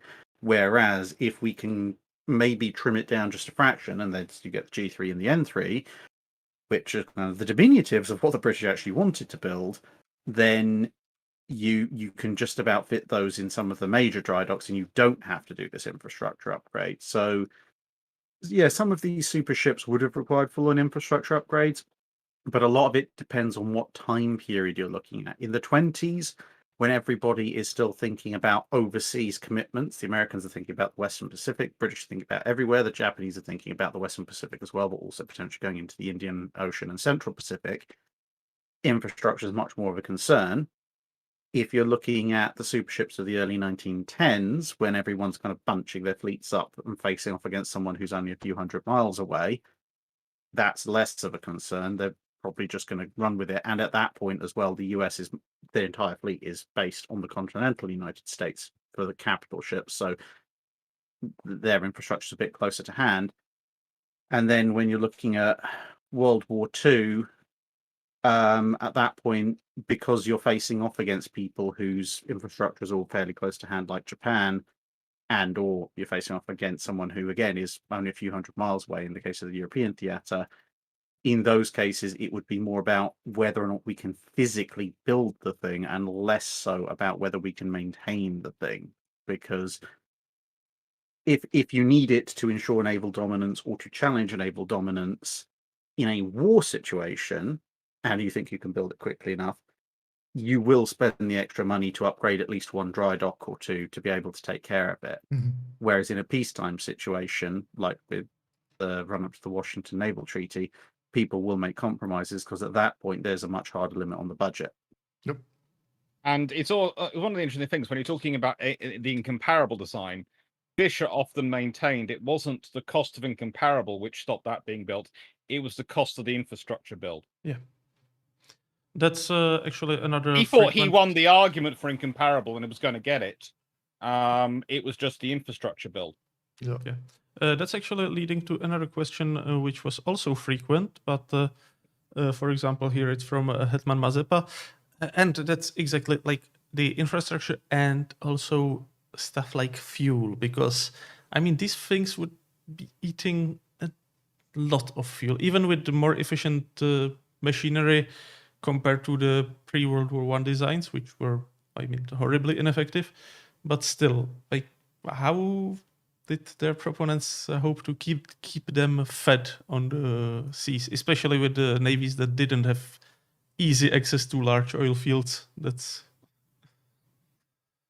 It is different for each nation, as you mentioned. Different navies have different access to oil. For someone like the US Navy or the Royal Navy, it's not so much a concern because they have access to, especially the US, to almost unlimited fuel. So it's more of just a, can we afford it? Well, if it's wartime, yeah, sure we can. And in sort of the 1920s, it's also a case of are we replacing a lot of older ships with fewer, better ones? With the Japanese and the Germans, there is a certain logic to it because they don't need to be in as many places as the Americans and the British do. So they don't need the numbers of hulls. And whilst, yes, such a ship would consume an absolutely fantastic amount of fuel. I mean, you look at just how much Japan had to strip their fuel reserves to get Yamato tanked up for Operation Tengo. Okay, something's going on outside. I don't know what, but never mind. Yeah, so they do draw a lot on fuel, Raining? but at the same time, when you're looking at it, if you've got a couple of super ships, you can probably afford to pour all your fuel into them and hope for the best. And to a certain degree, you almost see the Germans doing this in the latter part of World War II. Once they're down to just Scharnhorst and Tirpitz, and then Tirpitz alone as capital ships, they're basically funneling almost all the fuel that they've got for their navy into the one or two ships. And say the Japanese did it with Yamato as well. So I suspect that's how they probably would have been used, because it's such a massive investment of prestige and resources that if you did build such a super ship, you're not going to be sailing it out every other day to do lots of little minor work. You're going to plan some major kind of all or nothing mission, and then you're going to fill it with as much fuel and ammunition and crew as you can possibly afford and send it out and hope that whatever sort of critical mission you've come up with it to do is going to succeed, because you probably put so much stakes into it at that point that if it succeeds, fantastic, it was worth all the investment in resources, and if it fails, you've probably actually got much larger problems to deal with than the fact you just burned up all your bunker fuel. Yep. So it's a classic issue when you're talking about those logistics, though, because one of the things the British spend a lot of the interwar period doing, and actually pre-World War I doing, is building up infrastructure around the world. In fact, the dockyards were the next phase. I know Drac has talked about Cape Town and the various facilities being built around there. There are the huge oil reserves built in Singapore, built in Australia, built at various points around the world by the Royal Navy to keep them going. There is the fact that in World War II, despite all the problems that you had with the Battle Atlantic in terms of getting food across and all those things, the Royal Navy was never short of fuel. If you look around at operations, one of the things which never comes up in the history books or operations when you're talking about Royal Navy, at no point does a Royal Navy Admiral go around and go, we haven't got the fuel for that. At no point, because Britain's been building up supplies for years. It's part of the infrastructure. If you're building and investing so much money in your fleet in terms of these units, you build the infrastructure to support them, or you're cutting them off. It's like when we're talking about modern forces, and if you ever talk about a land battle, a land formation, there are lots of various commentators. You'll get talking heads will talk about an army unit and go, well, they've got this many tanks. That's great. So they are the most powerful. And then you go, well, how many tank transporters do they have? How many engineering units do they have to back those tanks up? Do they have the APCs to bring along infantry on them? Do they have mobile artillery which can keep up? Do they have this? Because it's a lot more than just having the tanks. It's the combined force which actually is the powerful unit on the modern battlefield. It's the same with the ships. You have the ship, great. But if you don't have the infrastructure to dry dock it and repair it, or just maintain it in peacetime, you're going to get into trouble. Why was the Royal Navy, when they were so not worried about giving the Russians a battleship? They gave them an R-class. Very happy to give them. They had all the estimates saying that after World War II, the Soviets might well become a threat. They knew that. They happily had them over a battleship, because the Royal Navy estimated, and was pretty accurate, in how long it would take for the lack of facilities the Soviet Union had to maintain a aforementioned battleship, how long it would take before it seized up and became pretty much useless. And you've also got to bear in mind, it's also what's your nation's ability to protect your infrastructure and supply lines. Because when you look at convoy operations in terms of which convoys were the most heavily escorted, which convoys attracted the best ships, which convoys had the most secrecy that went into their operational planning, convoys of tankers full of oil in World War II received protection and planning that was second only to the troop convoys. Because, harsh as it might sound, if a ship full of grain goes down, you can replace it. You can replace the ship, you can replace the grain. If a tanker explodes and catches fire, well, A, tankers are a lot harder to replace than grain ships, and B, that oil is a lot harder to replace than several thousand tons of grain. Right. So there is an Right. element of the strategic infrastructure and supply lines involved, but you either build up your resources little by little over long periods of time, or you make especially sure that your supply lines are protected during time of war.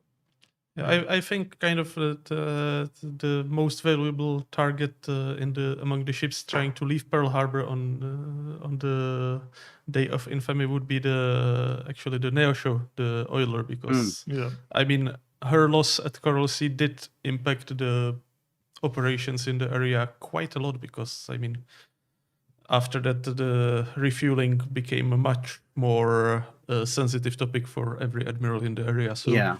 that's like it's often overlooked, but that's a and big part. I don't think it can be like the sheer scale of the fuel required for these ships is like it's hard to wrap your head around, because Yamato's fuel tanks were slated for I think it's 6,300 tons of fuel, which like Or 3 tribal destroyers worth, roughly. Yes. Yeah.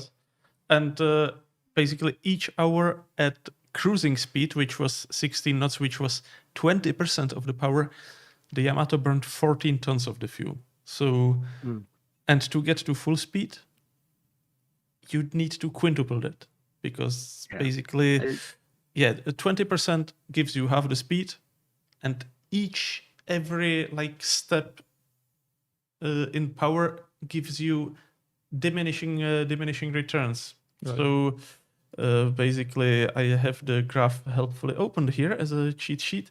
So basically, to get to by upping the power from 20% to 40%, and that means consumption, you got to 23 knots.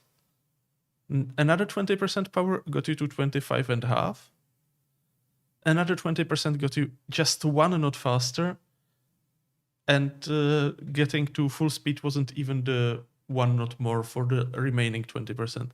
So that means that basically you are burning fuel like hell, and you are like not getting that much of a speed out of it. But obviously that's also why the ships actually had the cruise setting and spent most of the time cruising at 15 to 20 knots, because That's It's yeah. more There was efficient. a question It's from a lot more efficient. Yep. yeah. There was a question from Useral in the chat actually. Question regarding the Satsuma, our Super Yamato design, whether the consumption of 18 tons of fuel per hour would sound reasonable. And I believe, checking the notes from our developers, I believe it would kind of work that way. Let's actually have a look at her, because we'll be talking about the Yamatos and so on now. And yeah, I mean, going This- 4 tons more per hour at cruise setting, I think that's believable. Yeah. Yeah, I mean, this is one of the things you Musashi have to. here. It's one of the things you have to bear in mind when it comes to fuel, because even regular battleships and such like consume so much. They're weighing it in tons, not liters or gallons. It's tons, and you know, at that scale, you have no choice but to use the cheapest fuel you can possibly get your hands on. It doesn't matter what country you are, whether you're the US Navy, the Royal Navy, the Germans, the Japanese, the Italians. If you use anything that costs any spectacular amount of money, you will bankrupt yourself just keeping your fleet fueled. There is no high octane, super Spitfire fuel that Yeah. helped win the Battle of Britain going into a battleship. It just isn't going to be the case. On the other hand, Bunker you oil can is always horrible and crude and nasty, and it's the dregs of what no one else in the oil industry wants to use. But it's the only stuff you can get in the quantities you need. Yep. but you can never do get worse. it on your overalls. Never get it. You'll never get it out. Once it's on your overalls, they're gone. Yeah. But you can do even worse than bunker oil, right? Because the Japanese heavy units were for quite some time, when they were stationed at Borneo, because actually, like, the tankers were not getting to Japan in big enough number, they had to resort to burn actual crude oil, which is like even worse option than the bunker fuel. Yeah. Yep. That will gum up your engines like nothing. That will absolutely destroy the workings of your engines. And if you have small tube boilers, it's actually even worse than trying to make them run on coal. Yeah, running off of crude is worse on two grounds. One, it still contains actual waste products. Bunker oil is nasty. Bunker oil, as I say, is the stuff no one else wants, but it is at least still oil. Crude oil, you get all sorts of weird and wonderful bits of dead dinosaur and such like that no one wants to burn. But also, secondarily, you also end up, in some cases, with some of the higher fractions that treatment processes would distill out, but would normally go into things like aviation fuel and gasoline for tanks and such like. And having components of your fuel that burn too hot is actually just as bad as having stuff that gums up your engine, because your boilers are designed for a certain temperature regimen. They're designed for certain pressures.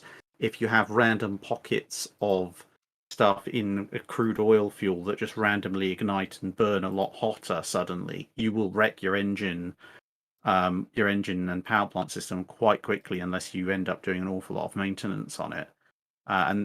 It's one of, I mean, apart from, as we said before, with costs as well, it's one of the reasons sometimes I get questions like, well, why didn't people use, say, refine coal into coke and then use coke to power battleships to avoid the sort of clinker and ash problem, especially that the high seas fleet had? And it basically comes down to, one, the cost, because the cost to convert tens of thousands of tons of lignite into coke would drive the cost of the fuel up through the roof. There's a secondary issue, like furnaces for making steel for guns and armor and such also need that fuel, so it's a high demand. But also, coke burns a lot hotter than regular coal does, so you'd have to completely redesign your boiler systems to make use of this much higher temperature fuel. Otherwise, you're going to end up burning through the bottom of your boilers. And there's not a tremendous amount between the bottom of the boilers and the bottom of the ship. So if you really like to sort of reenact Chernobyl's meltdown, except without the radioactivity, filling a coal-fired boiler full of coke and setting it on fire is probably one of the better ways of going about it without introducing thermite to the equation. Yeah, It's just not a good scenario. No. There's a question from Vizon. So did these giant battleships and a few super battleships that did exist stay at port unless absolutely needed for some major operation? Or were they quite active during the war but running at lower speed? Depends. Depends on how much fuel you had. The British, the American battleships, for the navies that basically did not have trouble with getting fuel, even though sometimes they had trouble getting fuel to actual area of operation, especially in the Pacific. That's why Nimitz didn't want to have anything to do with the old battleships until he had the fleet train for them. But if you don't have really a problem with fuel, you have battleships running all sorts of things, including the Task Force One's West Coast Patrol, which was basically just a morale boosting exercise because that was the old super dreadnoughts just cruising in fairly safe spot where Nimitz was fairly sure that the Japanese will never get to basically work up the crews and boost the morale and stuff, and also And look good put for the pressure off politicians. him. Yes, look good for the politicians. Exactly. Put down the pressure from Washington to use them. So hey, I'm using them. They are patrolling the West Coast, so that like nobody sneaks past, and I can be now here playing with the carriers and with fast battleships. And please don't disturb me. But the British battleships were running convoy escorts, especially for the troop ships. I believe the troop ship generally had a battleship as an escort, right? Because they were just the big prizes. Yep. It So, depends. it depends. Yeah. Yeah, Depends. sometimes Some they had- use heavy cruisers because some troop convoys were made up entirely of converted ocean liners. So for the older battleships that they were using on escort, on convoy escort, say like a Malaya or an R-class or Texas or something, if the troop convoy say got warning, there's a submarine in your area, there's a surface raider in your area, the Luftwaffe are coming, and they're told to put the pedal to the metal and go that way, an old battleship wouldn't actually be able to keep up with them. Yep. So There's you that- somehow go with heavy cruisers. It was actually also a good way for the RN to wear out their light cruisers, was for them to do a trip across the Atlantic with one of the really fast liners, which traveled alone, because the fast liner would literally be going 30 something knots the whole way. And I think it was HMS, I'm not sure if it's HMS Edinburgh or Belfast, I think it was Edinburgh, did one trip, and when she arrived, she was out of fuel. She was literally steaming into port in Canada, going, signal, out of fuel now, have used everything to get across to keep up with the liner. Basically, she's going in unpowered at that point, and they had to do some fancy maneuvers with a tugboat. Yeah. So basically, if you have a lot of fuel, you can do this. The Americans did use the fast battleships extensively as an escort for the carriers, where it was found out around the Solomons that actually the interwar fast battleships were not fast enough when the carrier knocked up flank speed under attack. So basically, I believe in the Eastern Solomons, the USS North Carolina started at like 2,500 yards. It's like 2 kilometers away from her charge, and ended after 1 hour about 5 kilometers away because she just couldn't keep up with the 33 knots. But the navies that didn't have so much fuel, they used the battleships more sparsely, even though most of them did not just sit in port. But obviously then there is the Hotel Yamato, which spent, I think she sailed once during the Guadalcanal campaign out of track or something. She sailed a few times. She did a few like basically transport missions, Yeah. a couple troop convoys, and a few things like this, but nothing into real combat situations. Yeah, she or was high hanging speed. around in the background at Midway, for example. Yeah. Yeah, and that's again basically, for example, I think just the one night bombardment mission with 2 Congos to Guadalcanal burned 1.4% of the monthly fuel budget for the Japanese Navy, which doesn't look like much, but the fuel budget covered the entire Pacific area. So if one operation burns 1.4% of that, that was again like sending a full bombardment mission with Yamato and Musashi would burn like 5% of the monthly budget. So It's one of these things of where do you want to commit limited resources, Yeah. and even in 1942, the Japanese were having some limited resources. They still had a reasonable amount of oil in stockpile, and obviously from seized resources they'd recently acquired. But you can almost in some ways track the decreasing levels of Japanese fuel stocks by looking at what were Yamato, Musashi, Nagato, and Mutsu doing, at least until Mutsu exploded, during the war. Mhm. Initially, they're actually out there quite a bit, but as the fuel stocks dwindle, they stay in port more and more and more. That's actually the same was true, for example, for Tirpitz. We spoke about it when we had our chat on the Arctic convoys. And I believe after the unsuccessful sailing in the Barents Sea when Tirpitz missed the convoy and the Allied battleships missed Tirpitz in the polar night, it took, 4 months for the Germans to actually ship enough fuel up north so that the Tirpitz can sail again.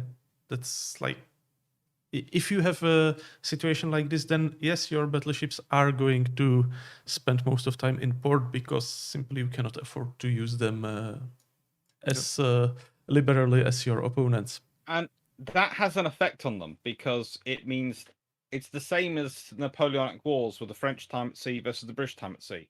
The British were spending more time at sea, so they were able to train their guns more regularly. Because believe it or not, people in harbour don't like warships firing their guns regularly. I can't think why. I think it'd be nice to wake up at 5 a.m. in the morning and have a battleship blasting away its guns only a few hundred yards from your home. I'm sure it's going to do no damage to the structure or the glass or everything in your property.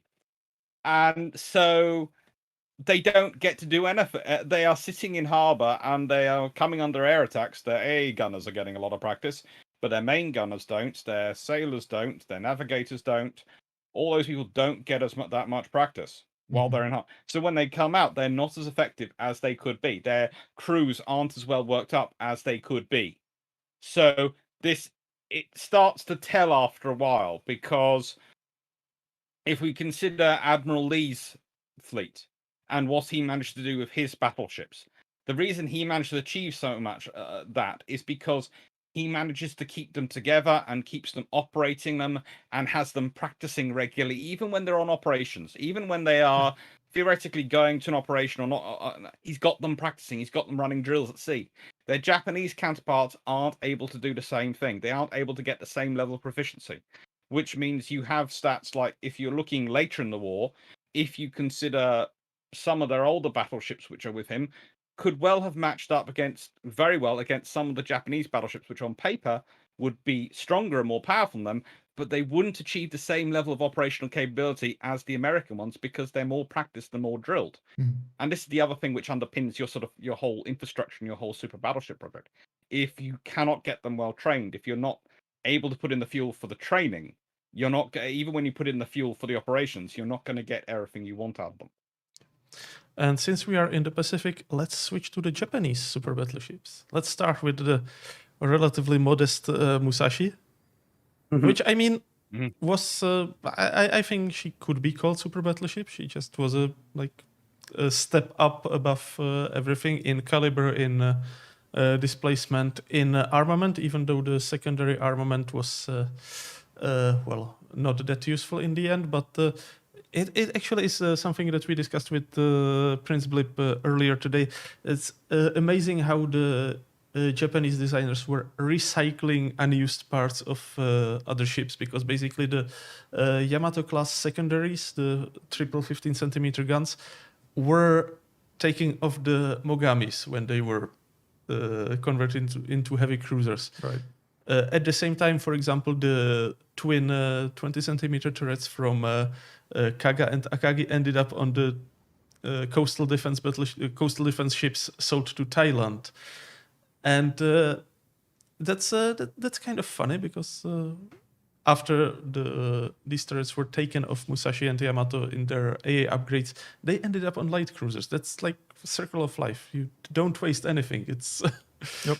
But in any case, the A140 design, which ended in the Yamato, was kind of going through a lot of weird design phases, some of which we have in kind of incorporated in game as well, like the Izumo, the Japanese Nelson, so to say. But in the end, there were also discussions what caliber of the guns to choose. There were proposals with 40 centimeter guns, with 46 centimeter guns, which in the end got used, and even with the twin 51 centimeter guns, which we have in game as well as the Shikishima.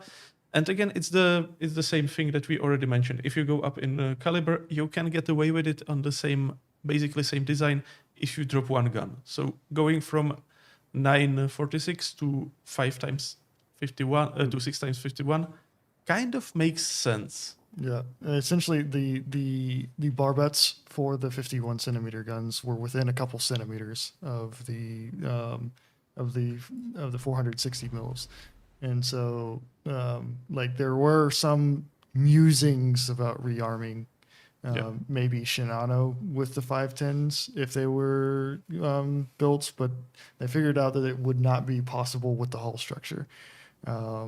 Basically, it wouldn't be able to sustain the recoil of the larger guns because they were designed for the 18-inch guns. Yes, and I think the estimate was it would have taken about 5,000 tons more structure just to be able to actually use. Yeah, the guns. that's actually why in game the Shikishima is slightly beefier than the Yamato and Musashi, because simply it's kind of the same as even when the Gneisenau was supposed to be up-armed to the 38 centimeter guns. They found that the ammunition explosion that severed its bow was kind of a lucky stroke, because they needed to cut off the bow anyway and enlarge it, because it would be just too nose heavy without that, and would be not in the greatest condition for North Sea. It's one of the other considerations that went into the Japanese design process for the Yamatos as well was the idea that they were trying to one-up everybody else's potential battleship. So they thought everyone was going to do 16, so they do 18. But they were thinking ahead, because their conclusion was that the minute everyone figures out what we're building, they're going to build battleships to match. So they're going to start building 18-inch ships. So they were also kind of keeping the 20-inch designs in their back pocket, so that the minute everyone started building their responses, they were going to start building the next generation to keep that lead. Whereas if they'd gone straight for a 20-inch gun ship, then everyone would have started building 20-inch in response, or ships covered in 18-inch guns or something like that, and they wouldn't have had anywhere else to go to escalate another level, which would have ruined the idea of the overall strategy. Because let's be honest, it's not likely you're going to get to a 22-inch gun, because if you go to that bigger gun caliber, it's such a massive weapon, it requires such a massive ship, there is no infrastructure. There is nothing which can support it or build it. Yep. So the 20-inch is probably about the maximum you could have gone to with what the Japanese had reasonably available if they did a little bit of work. The infrastructure wasn't perfectly in place, but they could have done it with a little bit of work. And they're copying the British methodology from pre-World War One, because of course that's what the British had done with the Queen Elizabeth class. They had jumped. They jumped with the Dreadnought, and then they jumped with the 13.5 ships, and then they jumped again with the 15 ships. They were jumping ahead of other people. Yeah, and so based on this, basically, even as the A140 designs were actually going into production as the Yamato and Musashi, with a cover designation for the guns as 40 centimeter to basically help maintain the cover up for as long as possible. And that was actually very, very efficient. Didn't the Allies come to the idea that the guns were actually 46 centimeter only after the end of the war? So they had some very interesting ideas about what the Japanese were capable of throughout the war. I mean, you look at some of the ONI briefings on the Yamatos, and they thought they were 45,000 tons, 916-inch guns, and those figures show up a lot in various intel reports throughout 41, 42, 43, 44. And yeah, so they're only really corrected by the end of the war. Even the initial reports for the sinking of Musashi and Yamato are still listing them as effectively a Japanese version of an Iowa, if Yep. fractionally slower. It does depend on who you're talking about, because that was O and I, what O and I was thinking. However, the British, as early as about late 42 and early 43, had gotten their hands on a picture and had estimated 17.5-inch guns. That information got into the hands of CNC Pack. And so that's Nimitz and some of his flag staff. And so around 1943, middle 1943, CNC Pack is estimating 17.5-inch guns and a large battleship. And eventually they even interview Yamamoto's yeoman, and I think that's early 44, and he confirms that it's an 18-inch. So CNC Pack and more or less the people that need to know, but O&I does not. The interesting thing is, basically, it comes from a guy called Admiral Noble, who has been the British China Station flag officer. And he has a huge fight when he gets back to Britain after being in charge of the China Station. And he's eventually put in charge of setting up Western approaches. And then he's sent out to America, and he has arguments with the ONI and Admiral King over in Washington, because he has been over going around the China Station, visiting Japan, all these things. He has a very different appreciation of the Japanese Navy than some of his colleagues back in the UK who've never met the Japanese Navy, who are basically falling into some of the European stereotypical racist crap, excuse the French. And he has huge arguments with them there, and then he pushes on, and it's kind of interesting that it's sort of there's always a mixture of officers in the fleet, but you have this at one point, you have Admiral Noble having stand-up arguments with the head of ONI and reporting back this to the UK, and basically he's saying the ONI are blinkered, very, very unpolite, unusual British phrase for a document, unpolite, unusual British phrase for a document, imbeciles. And he is having full-up arguments with them because he believes this class are far more powerful. He believes their cruisers are far more powerful. He believes their aircraft are far more powerful. And he's really having these arguments. And it's one of the interesting things of World War II, that you have this guy who's almost completely forgotten, who spends most of his war going around arguing with people about how strong the Japanese Navy are. And the picture that they had gotten was the famous picture from the stern, or behind the stern of the ship, looking at sea turret and the super firing 155 millimeter turrets. And the way that they did the math was they knew that was a 155 millimeter turret, and so they upscaled it using basically old-fashioned Photoshop techniques, and estimated that it would be 17.5-inch on sea turret, so, or Y turret, Which wasn't too far off. yeah. Yep. And yeah, so that gets us actually to our take on the Japanese super battleship, the A150 project, which was calling for basically more of the 51 centimeter guns than was possible to mount on the Yamato based hull. So we went with the 8 gun configuration 4x2 because that seemed to have been preferred by the Japanese Navy for the actual design. There were studies for 3x3. There were studies for, I believe, also mixed configuration with the 2x3 and 2x2. But we went with this. We also went with another interesting tidbit that comes from the early Yamato class discussions, because the initial request the the initial specifications for Yamato called for a secondary armament of up to 8 inches. No known Yamato design in the A140 series had 8-inch secondaries. Basically, either Hiraga or one of the other designers was like, "That's a bad idea. We're going with the 6-inch or 6.1 inch." And so there was no designs for it, but it was in the specifications to go up to such a thing. Yes, and so we decided to use this on the Satsuma because, I mean, it would seem to be kind of logical. If you step up the primaries, you can step up secondaries. Plus, it's again the same thing as with the Mogami. So if you have a mount designed for the triple 155, it can fit the Japanese twin 203mm guns as well.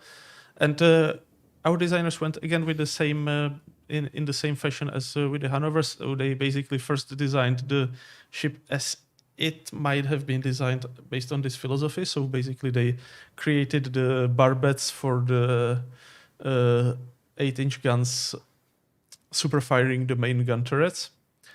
And then they took the basically late war rebuilds of the Yamato class and tried to figure out how it could look like for this ship. So for the A guns, heavy A guns, they went with the 100mm guns because they are the second half of war Japanese preferred weapon. They were, as far as I know, pretty good heavy A weapons. So again, same as on Yamato and Musashi, they are here on the mixed enclosed and open mounts based on basically where the gun crews would be in direct threat by the main gun blast. So, and based on that, they also decided there was actually a question in chat from Celaric why we didn't put the 203mm guns into the super firing positions. So I actually didn't get a detailed answer from the designers for this specific point. But I think the main reason would be the same reason why the superstructure is different from Yamato, and that would be the top weight, because the two pairs of 100mm guns are considerable weight, but still would be less weight than the 20cm gun. And given that this would be a pretty high position up on the barbette super firing the main turrets, I think that that was the main reason why they decided for this solution, because it just makes more sense from the point of view of physics, and as Scotty would say, you cannot change the laws of physics. Yeah. Mhm. The idea. You can bend them with enough steel. True. Yeah, and the idea for going with the 20 centimeter instead of the or the 155 millimeter turrets was essentially they wanted to have stopping power against destroyers armed with torpedoes in the most common arcs. That was the philosophy behind us choosing them rather than the 155s. Yeah, and also outranging even light cruisers, because, I mean, with this size of ship and with her maneuverability, you want to keep any possible torpedo platform as far away as possible. And again, it's kind of every navy is preparing to fight itself. So the Japanese were still counting with light cruisers in torpedo attack role, far more than even the Royal Navy was probably, because I mean, Royal Navy had a lot of light cruisers that could do that, but why would they when there was a lot of destroyers around?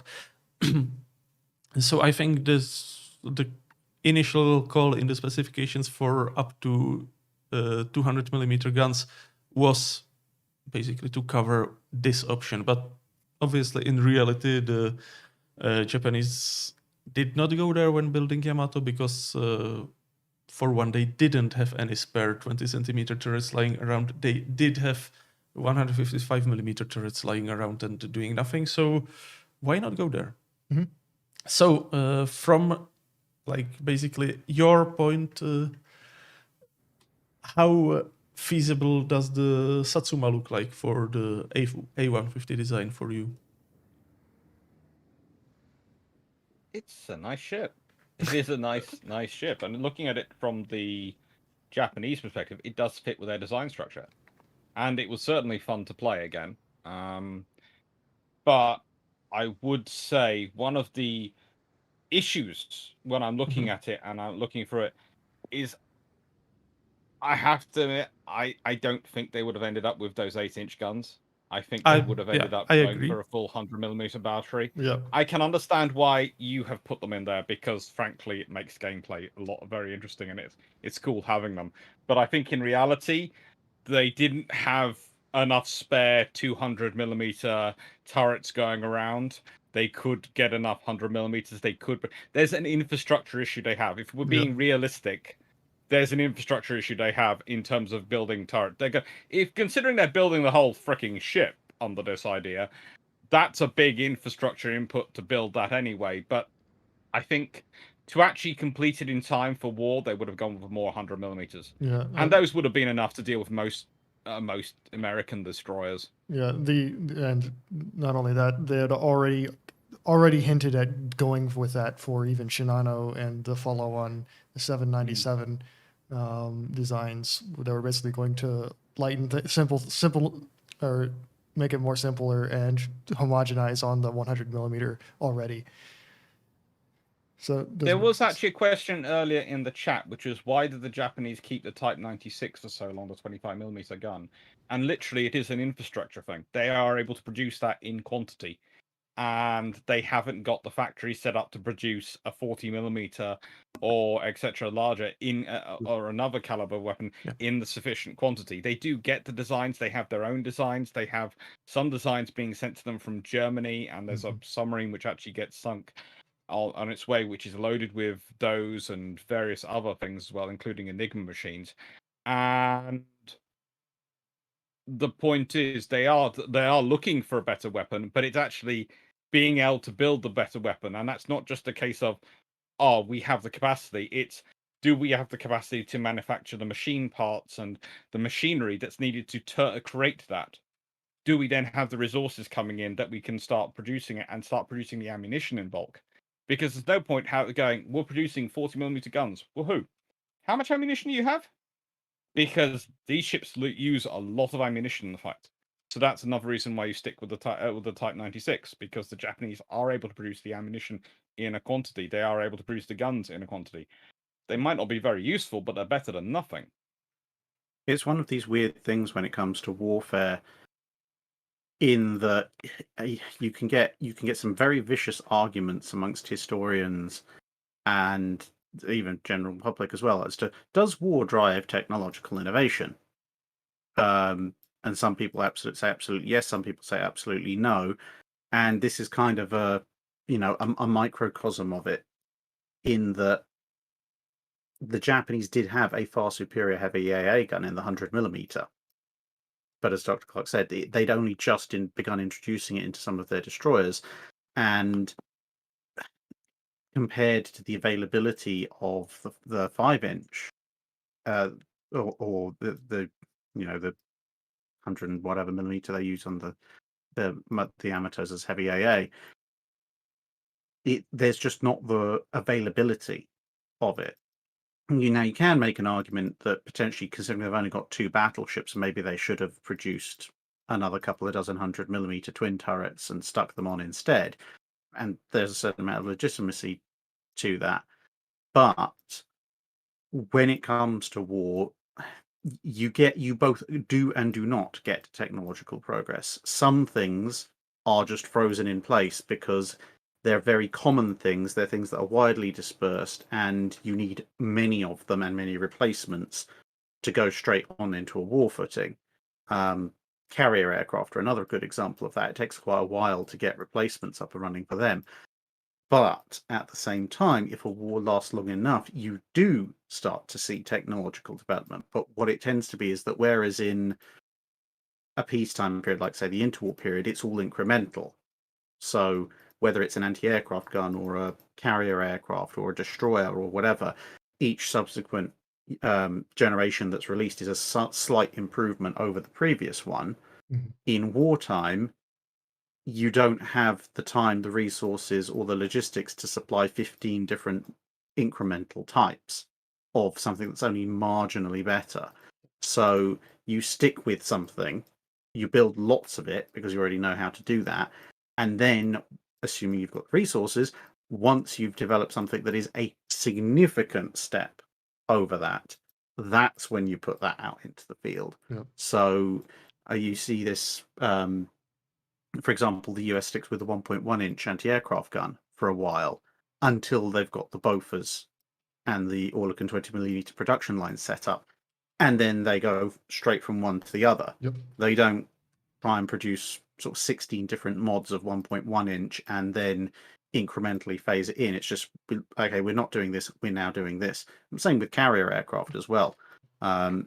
The only exception is radar, I which mean, of course does yeah. come out in bits and bits and bits. But and that's there's because it's a one thing- brand new technology. and the exception is also, I have to say, the Tiger tank, because it apparently had so many like minute revisions between versions that like there were very small batches of tanks that were like really the same and fully compatible, which of course didn't help with the logistical issues afterwards. Yeah, but that's the Germans. They are Yeah. insane. At But, certain points when but it comes just to to- logistics and infrastructure, they just they don't they the Germans.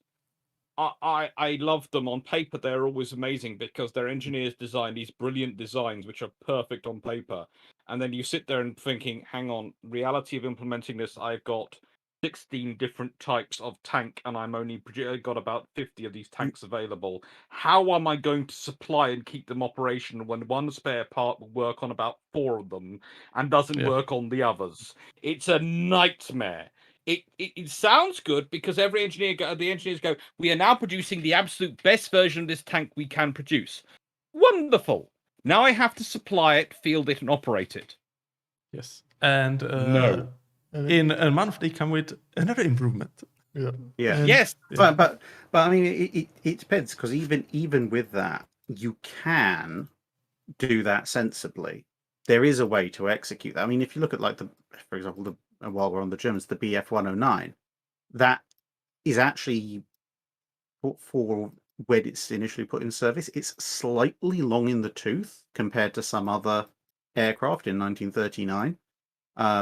It's a slightly older design, but it's kept by incremental upgrades, mostly competitive throughout the bulk of the Second World War. Towards the end, maybe it's beginning to show its age because they've maxed out the capacity of the airframe. But in that sense, again, they're not, although they introduced the FW190 and the ME262 and such like, they're not wholesale switching over. So it's not this kind of, it's not the first kind of technological development where you're going, right, we're stopping this and we're now going over completely to this brand new, much, much better design, which you did see some nations doing. They tried this incremental approach and it did have logistical problems because you could end up with E's and F's and G's and so on and so forth all over the place with different bits and pieces. But it still has a certain element of the keeping everything stable until we make the next big jump, because although the variants were different, there was also significant commonality between them in terms of landing gear or altimeters and stuff like that. There's still a fair amount of crossover, at least between roughly contemporaneous generations, maybe 2 or 3 up and down the alphabet. And when I talk about these kind of 2 stages, what you don't see at that point is, I mean, if we just take Messerschmitt, assuming they won all the contracts, what you don't see is what you would have seen in the interwar period, which is you've now got a 109, and then maybe you've got a 119, and then a 129, and then a 139 introduced every couple of years. A whole new, slightly better thing. You see, okay, we've got 109, we can make 109s, we're going to make slightly better 109s until we can replace it with something, and obviously they don't actually get to do that wholesale. Whereas if you look in the US, they go, right, F4F, we're going to make F4Fs, and then we're going to make slightly better F4Fs, and slightly better F4Fs, and slightly better F4Fs, and then we're going to go over to Hellcats and Corsairs. And that's the big jump. Whereas, again, pre-war, you would have had an F4F, and then maybe 2-3 years later an F5F, and then the F6F, and then and so on and so on and so forth. You would have lots of little incremental changes. Obviously, those designations got used up by other aircraft, but you get the general idea. It's basically the incremental improvement on what you've got, or a big jump straight over, but not the kind of intermediate. It's a whole new unit, whether it be a tank, a ship, an airframe, whatever, that is completely incompatible with your previous stuff, but only offers a marginal performance advantage. When you do get that, that's when things start to break down. But as we discussed, you can get problems with the incremental steps. You can also get problems with a whole scale step, where if you try and replace everything with something that's brand new and it turns out it doesn't actually work, or doesn't work quite as well as you thought, and then you're left in trouble because you might have already shifted to producing this new thing, and Or it somebody comes in forced to backpedal. massively heavy and you can't fit it where you like it want to, which is what the British found with the Hazemere and eventually the Stag mount, which was supposed to be lighter and replace it and was actually heavier. Yep. Yeah. In any case, I think we could sit here and talk for another 5-6 hours easily, but we are already actually over time, quite some time. Oh well. But yeah, Just looked at it. yeah. We had a lot of questions submitted, so I think what we do, because a lot of them are pretty interesting, I think what we will do is we will try to compile a text version of answers, at least in a short form, and post it on the forums, because we definitely are not going to be able to get to them today. Yeah, we will. I might cheat and send you an audio only version of me answering the ones that I'd marked down, if that's okay. If you're happy to host those. Yeah, sure. I might do that as well, actually, just to cheat as well.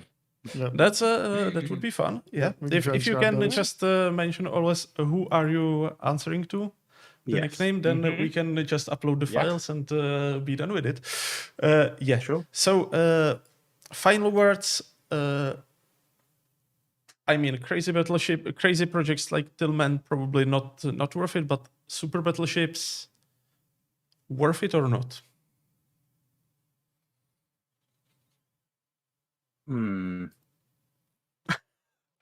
I think it's circumstantial. There's plenty of I would say there's plenty. Actually, let's use the Royal Navy as a good example of both success and failure, both from the same time period. There's plenty of super designs out there that, when you stop and look at them in the cold light of day, would have been hilarious waste of time and money, i.e. something like the Courageous class. There are also plenty of super designs out there, super battleship designs out there, that probably would have been fairly sensible investments, like the Queen Elizabeth's. And then they're only separated by a couple of years, but they're kind of the epitome of both ends of both supposed super design that's excellent and absolutely awful. So if you look, for me, and actually even when you look at things within the same generation, for me, a G3 battlecruiser would have been an excellent investment. Would have been an absolutely perfect capital ship to enter the Second World War with. An N3 battleship, on the other hand, probably would, by World War II, have been a complete waste of money, because it would have been insanely powerful and couldn't catch anything, and would have been reduced to the world's most powerful convoy escort. And you can look at that across the board, at all sorts of designs. Some of the Japanese designs for the Washington era, maybe the Keys, probably a half decent design. By the time you get to the number 13s, they may be going a little bit too thin on the armor given the caliber of weapons, so I wouldn't build those. Long Tanners, excellent idea. Lexingtons, definitely not in their original form. And you can go through, but I think every design needs to be assessed on its merits. But when you talk about these very large capital ships, it's very difficult to find anything that you'd look at and go, it's all right. Because by their very nature, they're pushing the limits of the technology available at the time of their design, which usually means they're either going to be a massive step forward or they're going to be a hilarious failure. And there's not really a lot of options in between. Yep. I guess. And to continue from that, you pretty much have it's always going to be the same way. Once you're talking about super battleships, you're always talking about something which is either a massive leap forward into the great future and is going to provide you something brilliant, or it's terrible. And the worst thing you can do is build a super battleship design i.e. Queen Elizabeth class, and then follow it up with the R-class, because that's just a disappointment in so many ways. The whole thing that we're talking about super battleships is they're not, I wouldn't really call them super battleships. It's like it's sort of dreadnought battleships and all these things. We're looking for a different name. We're looking for a name that sort of makes them out, because we have dreadnoughts and then we have super dreadnoughts, because no one's quite sure at what point they really begin, because the 13.5-inch battleships of dreadnoughts are officially called super dreadnoughts when they come out, because they've got 13.5-inch guns, but we all these days refer to the Queen Elizabeth's forward as being super dreadnoughts with their 15-inch guns. Well, you're now talking about super battleships, or incomparable battleships, perhaps. When we're talking about the ones going forward, they're going to have these big, massive guns. They're going to be this very powerful system. And again, as Drax says, the M3, no, that wasn't going to be a good investment. G3, yeah, probably would have been a good investment, probably. But you see, I would put the thing on the British. That would have been a good investment if the British had gone and converted the Admiral class into aircraft carriers rather than Courageous, Glorious, and Furious. Because if they'd taken those 3 Admiral class, which there are some ideas that they might have had designs going forward on them, pre the Washington Treaty and pre their cancelling, to possibly turn them into aircraft carriers. It's one of those things which you're not really sure of again, because there's paperwork which says it could be one way, paperwork which says it could be other way. No one's quite sure. The whole point is, if you'd had aircraft carriers which were sufficiently fast that those were the only ships which could keep up with them, and therefore they were the ships which had to sort of work with them as the fast escort, that would have made sure they were invested in properly in the interwar years, so they would have been functional for World War II. Otherwise, what you could have ended up is a scenario like Repulse or Hood, where they hadn't been refitted prior to World War II and were really in their end of World War One, sort of that sort of configuration, where they weren't really up to the level of World War II, and that was what was requiring them. That's the trouble. If you build a ship, you build a capital ship, even a super ship, as Jackie Fisher said, and this is one point I do agree with him, you have 10 to 15 years. So when we're talking about these ships of 1920, if they've not been properly modernized, they're pretty much out of date by 1935. Even if there's a bit of a building holiday in the middle, they are still going to be quickly out of date by the ships which are going to be built after them, unless they've been properly upgraded. And it again comes back to the infrastructure thing. It comes back to all the super battleships, whatever you want to call them, are worth it, as long as you can support them so they actually can do the job they're supposed to do. Otherwise, you're better off spending your money on some light cruisers. Yep.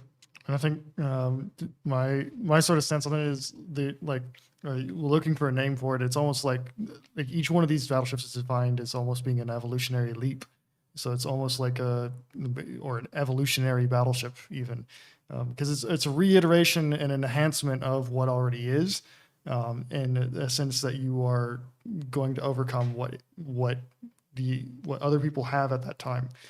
And I think one of my favorite designs from these series of designs is the number 13s, actually, because if you look at them, they're a 30-knot ship with 18-inch guns, and you can realistically see them getting into service by like 1926, 27.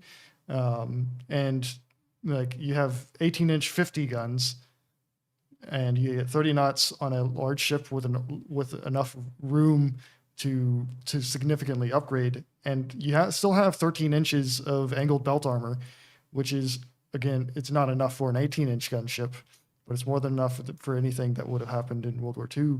I mean, that's more than Iowa has. And so the there are some designs in there that would have been very interesting to see, and could have been decent investments. But for the most part, as an idea of them being like a war-winning ship, no, that's not realistic. Yeah, and for me, I have to say that, obviously, a lot of these designs were interesting. A lot of these designs actually helped to kind of push the development for the more sane designs because they were coming with the crazy ideas, and not all of these crazy ideas were too crazy, right? Like ideas for propulsion, ideas even for main armament, even just going bigger guns, triple guns, and stuff like that. But in the end, yeah, I guess if you don't have the logistics to actually effectively use them, then the super battleships were just not that good investment, and smaller, lighter designs would probably be saner. But on the other hand, everyone was working basically everyone was preparing to fight themselves primarily. So if this works for us, it probably works for the enemy, so we have to counter it. But yeah, in general, most of them were not in the end built, and probably for the better of the nations that did not build them. Anyway, thank you all guys for being here, for the very interesting chat. To all our viewers, please, if you are interested in more things around naval design, naval history, and everything, please head to Drachinifel's channel. And Dr. Clark's channel. So at AC Naval History, and I have actually the buttons mixed up, and youtube.com/Drachinifel. There's a lot of videos that are in there that are mighty interesting. And of course, you can also visit our console channel and watch Principally go through the tech tree lines, because he's also going over the history of the designs and how they worked together. How is the series called? The series is called Ships of the Line, as in the tech tree line, as well as a play on words with the whole concept of lines of battle. And so the next stream is on July the 16th on the World of Warships Legends channel. We'll be going through the French battleships, the modern French battleships, even if you can call Corbeil modern, and which Corbeil up to Richelieu and into even the Alsace designs. And so that's the idea of the series. We already have done a series on Royal Navy cruisers and on Japanese battleships, and so you can go and check those VODs as well on our channel. Thank you. Yeah. And I would like to thank everyone for staying with us, for watching, for your questions. And as I mentioned, we will try to provide answers to your pre-submitted questions on the forums, because we didn't get to many of them today. I mean, we covered some of them, especially the more logistical ones and technical ones, but still there's plenty of them. Not to mention all the questions about the Battle of Midway and similar, because yeah, the super battleships are a big topic, so we actually managed to spend a lot of time on them. Next in line will be Armchair Admirals in July, and while we are still working on the topic, it's quite possible that the topic will be connected to an often overlooked navy, and that is the Dutch Navy. So that's one of the working variants, plus obviously other interesting things that happened in July. And yeah, that's it for today. Thank you for watching. Thank you guys for bearing with me and for staying with us and for answering all the questions and talking about super battleships. I hope it was fun for you as well. And yeah, see you around. Bye. Bye-bye, everyone. Bye. Thank you. Thank you. And have fun. Right.